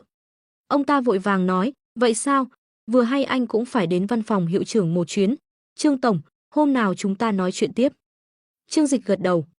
Trương Khải Toàn cũng rất biết điều rời đi, không tiếp tục dây dưa. Trương Dịch lấy điện thoại ra xem giờ, đã hơn 9 giờ sáng. Hắn mở WeChat, trong nhóm Long Hổ các tác tất cả mọi người. Trương Dịch, tôi đến trường rồi, mọi người đâu? Không lâu sau, trong nhóm có người trả lời. Lâm Đống, tôi đang ở quảng trường xem các em gái nhảy đây. Chật chật chật, đúng là dáng người của các em gái trẻ đẹp thật. Lý Hàn Đông, chết tiệt, mày chỉ được cái tầm nhìn hạn hẹp đó thôi, tao đang trên xe buýt, sắp đến rồi. Hoàng Gia Hạo, mày vẫn còn chen chúc trên xe buýt à? Sao không nói sớm tao lái xe đến đón rồi. Lý Hàn Đông, ra vẻ ta đây lắm chuyện. Nếu xe BMW kép của tao không phải đưa đi sửa thì tao thèm đi xe buýt à? Hoàng Gia Hạo, đúng, nếu xe Maserati của tao không phải đưa đi bơm hơi thì tao cũng không phải lái con xe Cherry của ông già tao đến đây. Lâm Đống, này, lời các ông nói đều có lý cả. Hôm qua con xe Rolls Royce của tôi bị dính chút bụi, tôi thấy bẩn quá nên vứt luôn rồi. Hôm nay đành phải đi xe đạp điện đến đây. Nhìn đoạn hội thoại của bọn họ, Trương Dịch cảm thán một câu, hai, các ông giàu quá. Tôi không được như các ông, chỉ đi con xe Porsche hơn 100 tỷ thôi, thật là ghen tị với các ông. Lâm Đống, 2. Hoàng Gia Hạo, 2. Lý Hàn Đông, 2. Trương Dịch, bớt giả vờ đi mấy ông, mau đến trường tập hợp. Tôi ra quảng trường đợi các ông cùng Lâm Đống. Hoàng Gia Hạo, chết tiệt, mày chẳng phải cũng đi ngắm gái sao? Lý Hàn Đông, sắp đến rồi. Lâm Đống, đến nhanh lên, ở đây có 2 em gái da trắng, chân dài miên man, ngon lắm. Trương Dịch cất điện thoại, đi về phía quảng trường. Rất nhanh, cậu đã tìm thấy Lâm Đống cao to, hơi mập trong đám đông. Ê, ở đây. Lâm Đống vẻ mặt hào hứng vẫy tay với Trương Dịch, nháy mắt ra hiệu, lại đây, có thứ hay ho nè. Trương Dịch bước tới, lần cuối cùng cậu gặp anh ta là hơn 1 năm trước, anh ta trông không khác trước là mấy. Xem gì thế? Trương Dịch khoanh tay hỏi. Lâm Đống liếc nhìn Trương Dịch, ánh mắt có chút kinh ngạc. Năm nay cậu thay đổi ghê nhỉ, không biết có phải tôi nhìn nhầm không, sao thấy cậu đẹp trai ra ấy. Vốn dĩ Trương Dịch đã đẹp trai sẵn rồi, hồi còn học đại học đã là nam thần trong mắt biết bao cô gái. Giờ đây, với sức mạnh của hệ thống, sức hút của hắn càng tăng lên gấp bội. Nếu không phải hắn đang đội mũ lưỡi chai và đeo kính râm, che đi gần hết khuôn mặt, thì chắc chắn những cô gái xung quanh sẽ nhầm hắn là minh tinh mà chạy đến xin chữ ký. Kể cả như bây giờ, hắn cũng đã thu hút không ít ánh mắt của các cô gái. Lâm Đống với vẻ mặt khó hiểu hỏi, cậu không phải là đi làm trai bao đấy chứ? Cậu nói cái quái gì đấy? Trương Dịch đen mặt. Thôi, kệ họ đi, nhìn mấy em gái bên kia kìa, chân dài trắng nõn. Lâm Đống chỉ cho Trương Dịch xem với vẻ mặt phấn khích. Trương Dịch nhìn theo hướng Lâm Đống chỉ nhàn nhạt gật đầu. Sau khi được chiêm ngưỡng những điệu nhảy uyển chuyển, mềm mại của Triệu Thế Hy, hắn thấy những người khác thật chẳng có gì đặc biệt. Nhưng hôm nay Triệu Thế Hy không thể đến được, dù sao cô ấy cũng đang bị thương, cần phải nghỉ ngơi cho khỏe. Chuyện thường ở huyện, mấy cô gái kiểu này có gì lạ đâu. Trương Dịch thản nhiên nói. Nghe vậy, Lâm Đống khịt mũi coi thường, cậu nói như thể cậu không cưa đổ được hoa khôi ấy. Tôi mà cua được một em nào đó trong câu lạc bộ nhảy thì tôi vui đến 3 tháng mất. Trương Dịch bất chợt nhớ lại tối hôm qua. Quả không hổ danh là cô gái được đào tạo bài bản từ nhỏ, nếu nói về độ dẻo dai của cơ thể, Triệu Thế Hy là người tuyệt vời nhất trong số những người phụ nữ hắn từng tiếp xúc. Nghĩ đến việc cô ấy có thể tạo ra đủ loại tư thế không thể tưởng tượng nổi, Trương Dịch không khỏi liếm môi. Người phụ nữ đáng yêu này, quả là một báu vật đáng để nâng niu. Những cô gái học nhảy quả thật rất đáng để thử đấy. Đúng, quả nhiên là anh hùng đều nghĩ giống nhau, Lâm Đống nháy mắt cười với hắn. Hai người nói chuyện phiếm một lúc, hai người bạn cùng phòng còn lại là Lý Hàn Đông và Hoàng Gia Hào cũng đến nơi. Nhưng khi họ đến, các cô gái của câu lạc bộ nhảy đã giải tán. Chết tiệt, đến muộn một bước rồi. Hoàng Gia Hào lộ vẻ mặt thất vọng, hắn ta vừa mới thất tình, trở về trường cũ cũng muốn tìm vài cô em khóa dưới để xoa dịu nỗi cô đơn trong lòng. Gấp gì chứ, Trường Minh thiếu gì gái xinh, cứ từ từ rồi cũng tìm được thôi. Trương Dịch cười tủm tỉm an ủi, để hôm nào tôi tìm mấy em câu lạc bộ nhảy đi chơi với cậu. Ánh mắt ba người họ bỗng chốc lóe lên tia sáng như sói hoang. Nếu người khác nói câu này, có lẽ họ sẽ không tin, nhưng Trương Dịch trước giờ vốn nổi tiếng là cao thủ tình trường, cưa gái không bao giờ trượt. Ngay cả hoa khôi Trần Hiểu Lệ mà hắn cũng cưa đổ được cơ mà. Cậu nói thật đấy chứ? Không được lừa bọn tôi đấy. Trương Dịch mỉm cười, tự tin nói, chuyện này cứ để tôi lo, đảm bảo sẽ sắp xếp ổn thỏa cho các cậu. Bốn người bạn cùng phòng sau nhiều năm gặp lại nhau trong khuôn viên trường, ai nấy đều bồi hồi xúc động. Diện mạo mỗi người đều ít nhiều thay đổi, khí chất cũng trở nên trưởng thành, chín chắn hơn so với thời còn đi học. Mấy ông anh giờ đang làm gì? Kéo em theo với. Hoàng Gia Hào cười nói. Trong phòng hồi xưa, anh ta là người nói nhiều nhất, tính cách cũng hoạt bát nhất. Lý Hàn Đông khoanh tay, cười nói với Hoàng Gia Hào, kéo cái đầu anh. Giờ trong này là cậu đang sống sướng nhất đấy. Hoàng Gia Hào vội vàng nói, sướng gì chứ, ngày nào cũng cày như trâu như ngựa ấy. Nhưng nhìn biểu cảm của anh ta, mọi người đều có thể nhận ra anh ta rất hài lòng với công việc hiện tại. Sau khi tốt nghiệp, Hoàng Gia Hào chuyển sang học lập trình, sau ngày 4 tháng 5 năm lăn lộn thì giờ đã là một lập trình viên kỳ cựu. Tuy không rõ thu nhập một tháng là bao nhiêu, nhưng theo mặt bằng chung của thành phố Thiên Hải thì ít nhất cũng phải 2-3 vạn. Thế nên ông bạn Lý Hàn Đông mới bảo giờ hắn là nhất. Lâm Đống tiến lại gần, xoa đầu Hoàng Gia Hạo, vẻ mặt tiếc nuối, trông đỉnh thật đấy. Câu này khiến Hoàng Gia Hạo tức không nhẹ, hồi còn đi học tóc hắn đã thưa, giờ đi làm toàn để đầu đinh, trông càng ít tóc, chẳng khác gì thầy tu. Thôi đi, chơi chỗ khác đi, xa lắm, tôi còn lâu mới hói. Hoàng Gia Hạo gạt phát tay Lâm Đống ra. Cả nhóm cười phá lên, trêu chọc Hoàng Gia Hạo cũng là thú vui thường ngày của họ. Này, nghe nói cậu chia tay bạn gái rồi à? Lần trước tụ tập cô ấy còn đến mà, sao tự dưng lại đường ai nấy đi thế? Lý Hàn Đông tò mò hỏi. Nghe Lý Hàn Đông nhắc đến chuyện này, nét mặt Hoàng Gia Hạo bỗng trùng xuống, hắn thở dài. Còn gì nữa, chuyện lễ vật cưới hỏi chứ sao? Ba người đàn ông nghe đến hai chữ lễ vật, trong lòng cũng đoán được phần nào câu chuyện. Hoàng Gia Hạo mặt mày đau khổ, tôi và cô ấy yêu nhau 3 năm, tình cảm rất sâu đậm. 3 năm nay, các cậu biết đấy, bản thân tôi sống rất tiết kiệm, nhưng tiêu tiền cho cô ấy chưa bao giờ tiếc. Vậy mà, lúc bàn đến chuyện cưới xin, điều kiện cô ấy đưa ra khiến tôi lạnh cả sống lưng. Hoàng Gia Hạo vừa nói vừa bẻ ngón tay ra kể, đầu tiên là nói với tôi, để sau này tiện đi làm, nhất định phải mua nhà ở thành phố Thiên Hải. Sau đó là phải có xe hơi trên 200 vạn. Trương Dịch nghe vậy, lắc đầu, nói thật, bạn gái cậu cũng mạnh miệng thật đấy. Nhà ở thành phố Thiên Hải, dù rẻ nhất cũng phải 400 vạn, mở mồm ra là đòi mua ngay à. Gia đình Hoàng Gia Hạo cũng thuộc diện khá giả, nhưng mua nhà ở thành phố Thiên Hải thì áp lực vô cùng lớn. 2. Thôi thì chuyện mua nhà mua xe thì bỏ đi. Nhà tôi cũng cố gắng lắm rồi, tiền đặt cọc nhà thì lo được, xe cũng mua nổi. Nhưng mà, cô ấy còn đòi tôi 30 vạn tiền lễ. Cả ba người Trương Dịch đồng thời hít vào một ngụm khí lạnh, giơ ngón tay cái lên, chất, quá chất. Hoàng Gia Hạo tức giận đến mức nhảy dựng lên, vấn đề là 30 vạn này cô ta không mang về nhà mẹ đẻ. Nói là để dành cho em trai cô ta sau này lấy vợ, vì bạn gái của em trai cô ta muốn 30 vạn tiền lễ. Cái quái gì thế này, chẳng khác nào tôi bỏ tiền ra cho em trai cô ta lấy vợ à. Hoàng Gia Hạo kích động đến mức mặt đỏ tía tai, có thể thấy chuyện này ảnh hưởng đến hắn ta lớn đến mức nào. Trương Dịch cũng không nhịn được cười, nháy mắt với Hoàng Gia Hạo, hay là thế này đi, em trai bạn gái cậu muốn 30 vạn thì cậu cưới luôn bạn gái của em trai cô ấy đi. Thôi đi, mấy người toàn đem chuyện của tôi ra làm trò cười, có biết tôi đau lòng thế nào không hả? Hoàng Gia Hạo hừ lạnh một tiếng, rồi lại thở dài.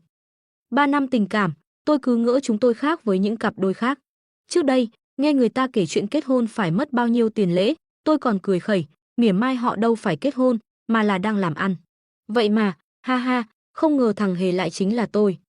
Hoàng Gia Hạo cười khổ. Những lời này khiến ba người Trương Dịch cũng chạnh lòng. Xã hội bây giờ là vậy đấy, không có tiền thì đừng mong có phụ nữ nào theo. Cứ lo kiếm tiền đi, với điều kiện của cậu, lo gì không tìm được vợ, không cưới cậu là thiệt thòi cho cô ta. Trương Dịch an ủi. Hoàng Gia Hạo gật đầu, nhưng nhìn thấy Trương Dịch đi một mình thì hơi ngạc nhiên.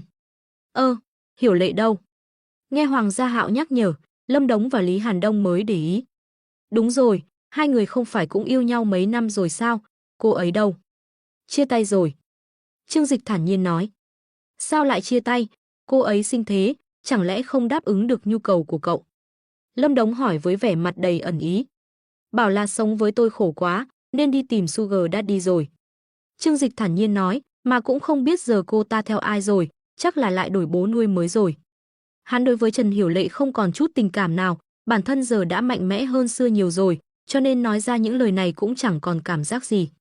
Nhưng mà Lý Hàn Đông mấy người không biết, còn tưởng Trương Dịch đang cố kìm nén nỗi đau. Mấy người bạn liền vây lại an ủi cậu.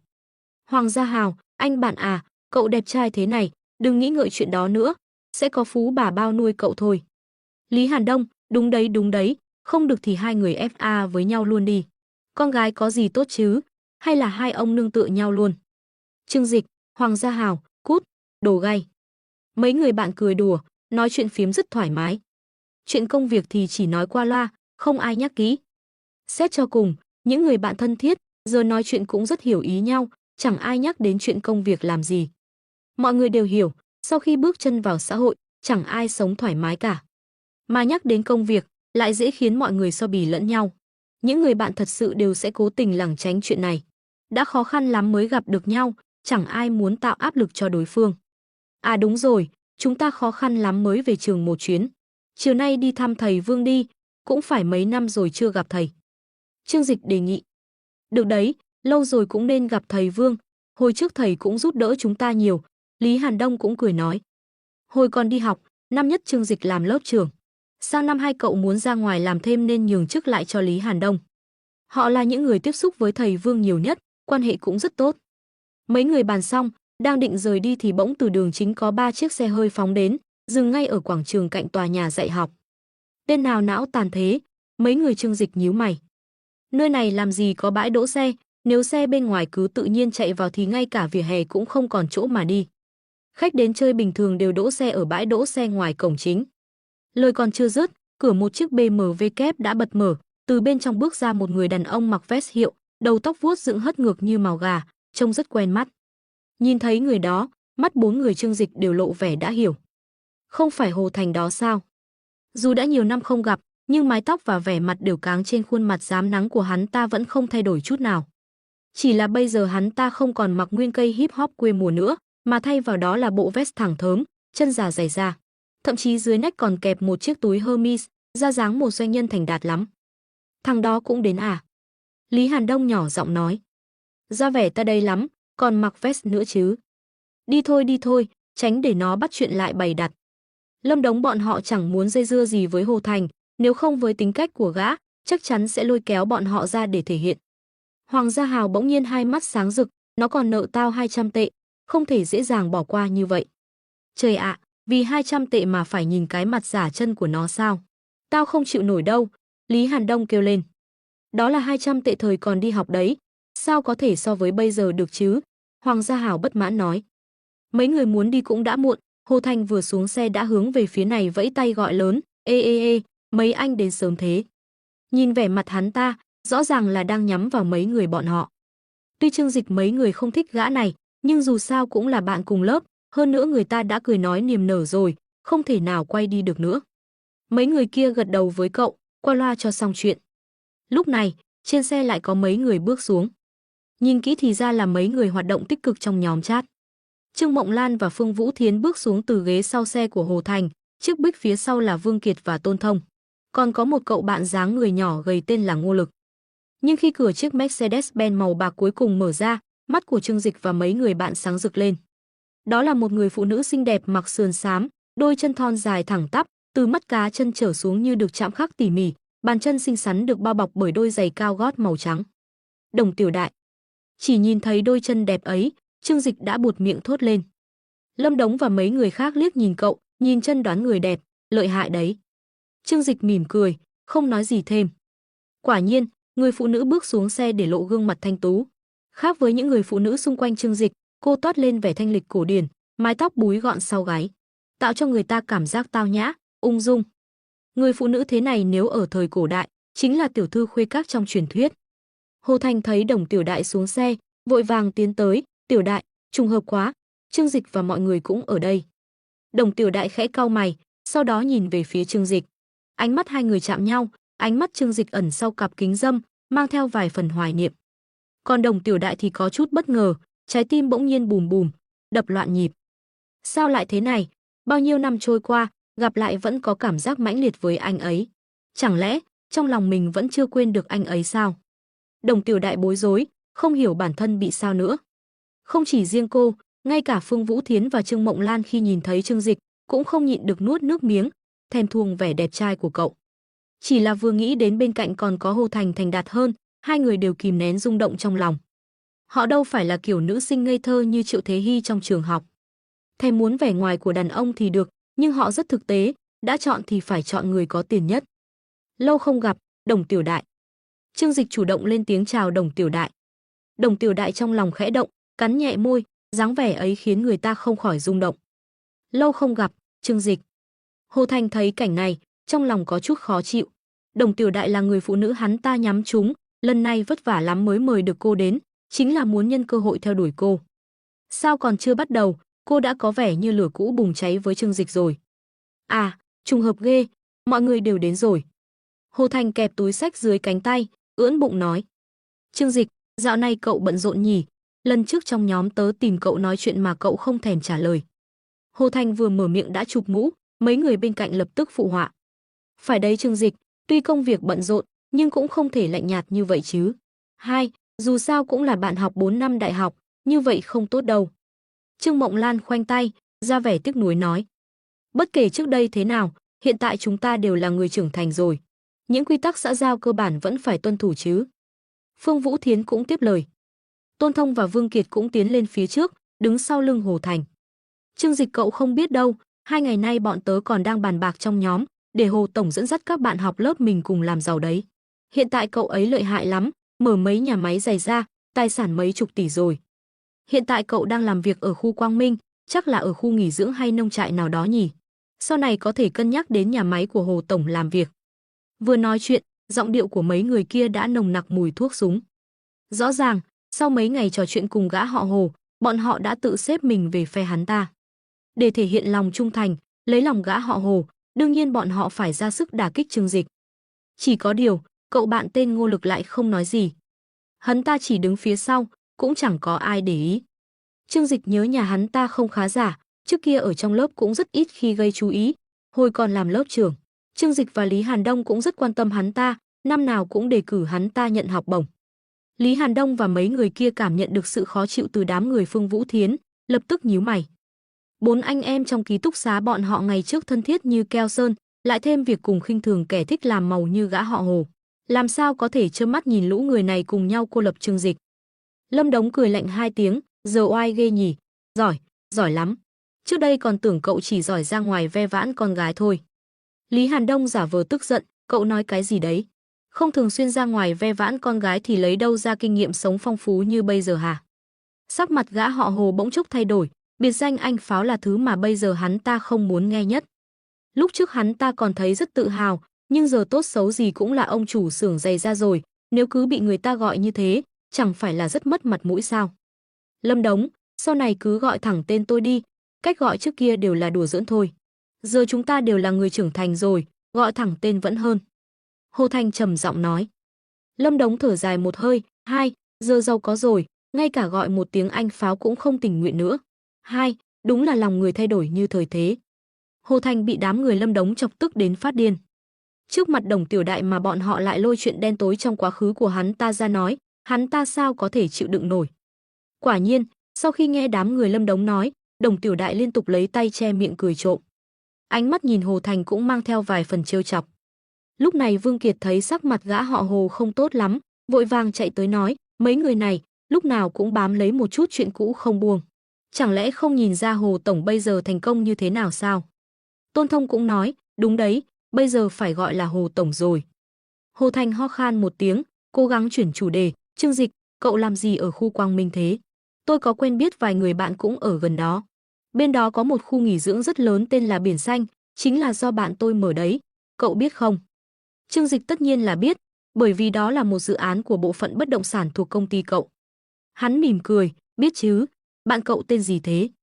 Hồ Thành đắc ý nói, là Bắc Nguyên, tổng giám đốc của Biển Xanh đấy. Hình như có chút ấn tượng. Trương Dịch mỉm cười. Hồ Thành vinh váo nói, Biển Xanh là bãi tắm biển nổi tiếng của thành phố Thiên Hải đấy. Là công ty tốt nhất ở khu Quang Minh đấy. Nếu cậu muốn đến đó làm việc, tôi có thể giới thiệu cho. Hoàng Gia Hạo thấy gã họ Hồ ở đây ra vẻ ta đây, liền sắn tay áo đi tới. Hồ Tổng phải không? Bây giờ đúng là phất lên rồi nhỉ, khiến người ta phải nhìn bằng con mắt khác đấy. Hoàng Gia Hạo cười tủm tỉm nói. Hồ Thành đắc ý cười. Cũng tạm, cũng chỉ có mười mấy tỷ tài sản thôi, không tính là giàu sang phú quý gì, chỉ có thể nói là rất giàu mà thôi. Vậy thì tốt. Hoàng Gia Hạo nói xong, vẻ mặt trở nên nghiêm túc, vậy 200 tệ cậu mượn tôi hồi đi học để đi phá thai, có phải nên trả rồi không? Bầu không khí hiện trường bỗng chốc trở nên vô cùng gượng gạo. Trương Dịch và mấy người kia ôm bụng cười ngặt nghẽo. Ồ, đúng rồi, tôi nhớ anh Pháo, à không, Hồ Tổng trước kia còn có biệt danh là Chai Bao đấy. Số người mà anh ta đã làm to bụng, đâu chỉ có một hai người đâu. Trong mắt Đồng Tiểu Đại nhìn Hồ Thành hiện lên một tia khinh bỉ, sau đó theo bản năng lùi ra xa hắn ta một chút. Mấy đứa như Trương Mộng Lan và Phương Vũ Thiến thì muốn phì cười mà chẳng dám cười. Chuyện ngớ ngẩn năm xưa của Hồ Thành thì ai mà chẳng biết. Chỉ là giờ thấy Hồ Thành phất lên rồi, họ chẳng dám nhắc lại trước mặt hắn. Ai ngờ đâu Hoàng Gia Hạo lại lôi chuyện cũ ra, còn bắt hắn trả cả tiền phá thai. Mặt Hồ Thành lúc xanh lúc đỏ, trừng mắt quát Hoàng Gia Hạo, cậu nói gì vậy hả? Tôi mượn tiền cậu lúc nào, đừng có nói linh tinh. Hoàng Gia Hạo bất mãn ra mặt, gào lên, chẳng phải sao, chuyện này mà cậu cũng quên được.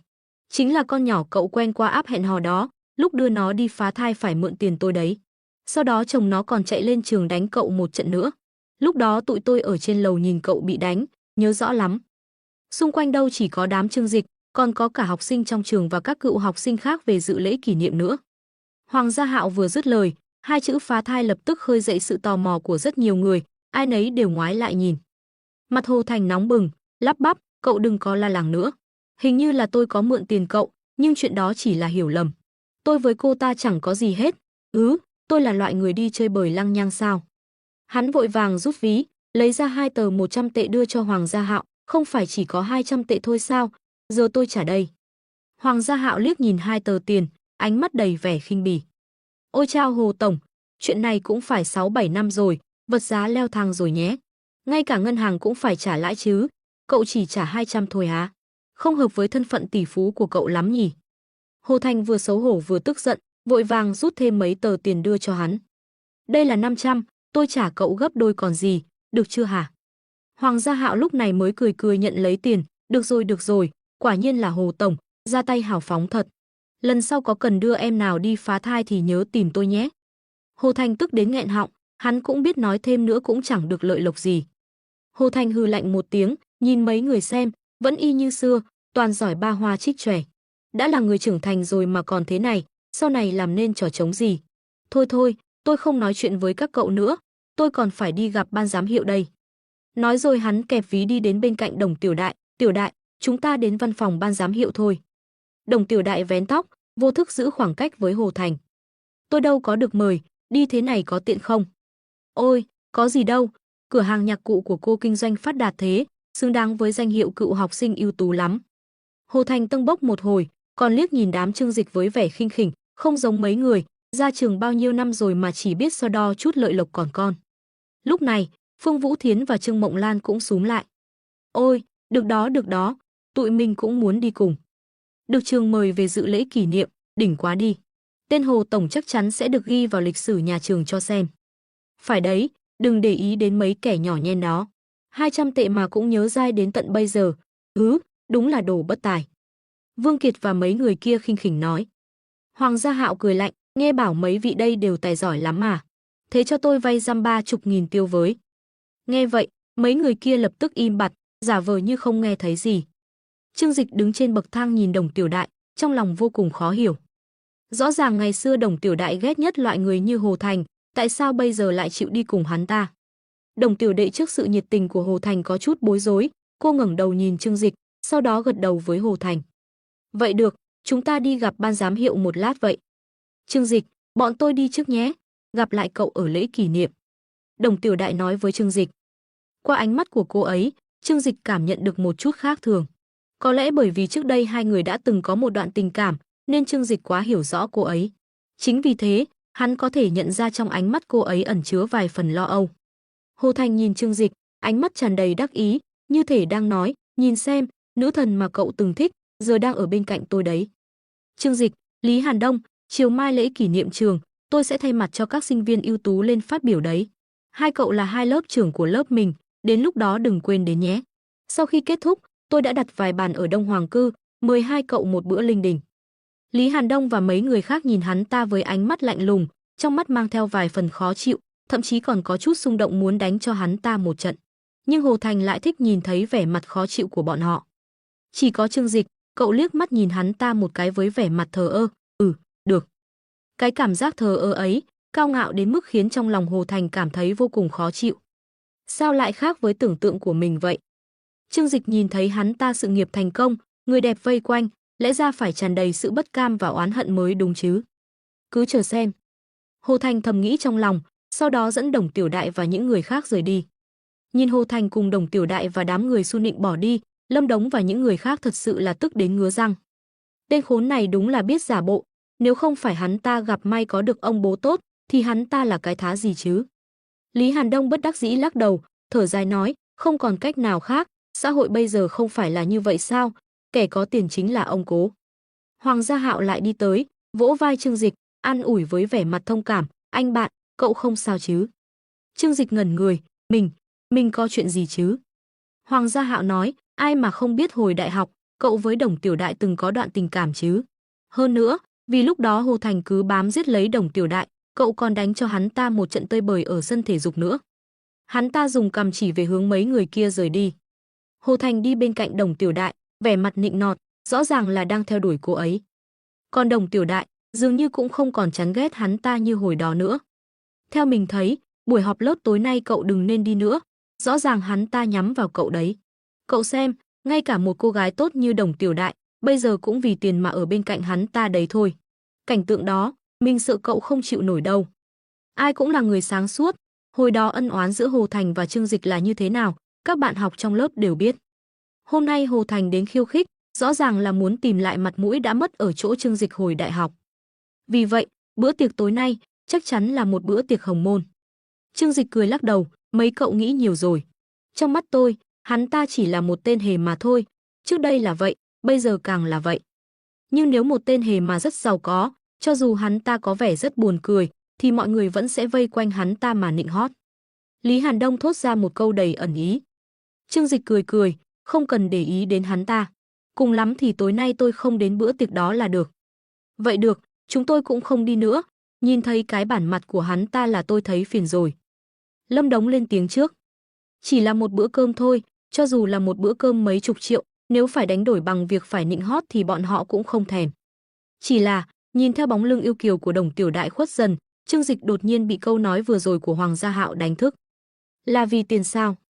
Hắn tự lẩm bẩm. Đồng Tiểu Đại là một người rất kiêu ngạo, hồi đó hai người chia tay, ít nhiều cũng có liên quan đến chuyện này. Hắn ta tự tôn cao, muốn tự mình gây dựng sự nghiệp, nhưng cô ấy lại muốn hắn đến giúp cô mở một cửa hàng nhạc cụ. Dĩ nhiên, gia đình cô ấy khá giả, cũng có vốn liếng. Nhưng lúc đó, hắn ta còn trẻ, không muốn dựa dẫm vào phụ nữ nên hai người chia tay. Trương Dịch hiểu, cô là một người con gái rất kiêu ngạo. Nếu không có lý do gì đặc biệt, cô ấy sẽ không bao giờ đi cùng với loại người như gã kia. Để hôm nào hỏi lại vậy, nếu là vấn đề tiền bạc, vậy thì thật sự không thành vấn đề. Trương Dịch thản nhiên nghĩ. Này, lát nữa tụi mình đi đâu? Đi đâu để ngắm chân dài của mấy em sinh viên đây? Lý Hàn Đông xoa xoa tay, cười gian xảo. Hoàng Gia Hạo hào hứng lắc lắc tờ 500 tệ, bây giờ tao có tiền rồi. Tối nay, tụi mình đi làm chút chuyện vui vui đi. Lâm Đống và Lý Hàn Đông lập tức nhìn hắn bằng ánh mắt khinh bỉ. 500 tệ thì đến một mình mày còn không đủ. Hoàng Gia Hạo nghiêm túc nói, mấy người nghĩ gì vậy? Tụi mình ra tiệm net bao đêm, phòng game thủ chơi cả đêm dư sức. Đám người Trương Dịch.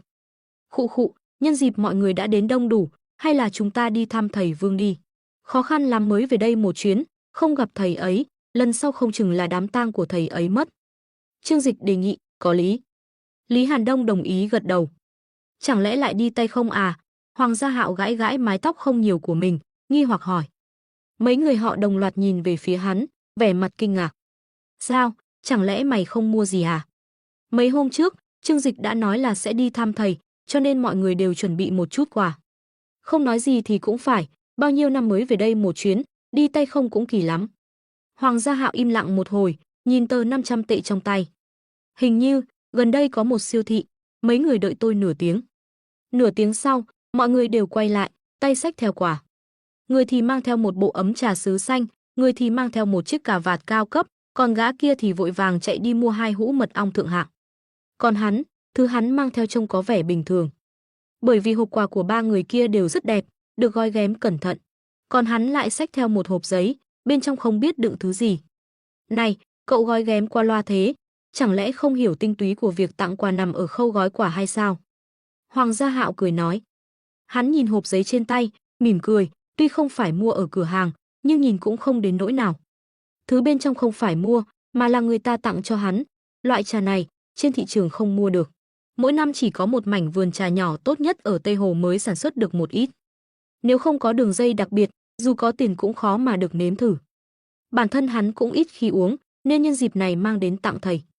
Lý Hàn Đông gọi điện cho thầy, nói với mọi người, mình đã liên lạc với thầy rồi, thầy ấy đang hướng dẫn sinh viên tập văn nghệ. Nhưng cũng sắp xong rồi, thầy ấy bảo chúng ta đến văn phòng đợi.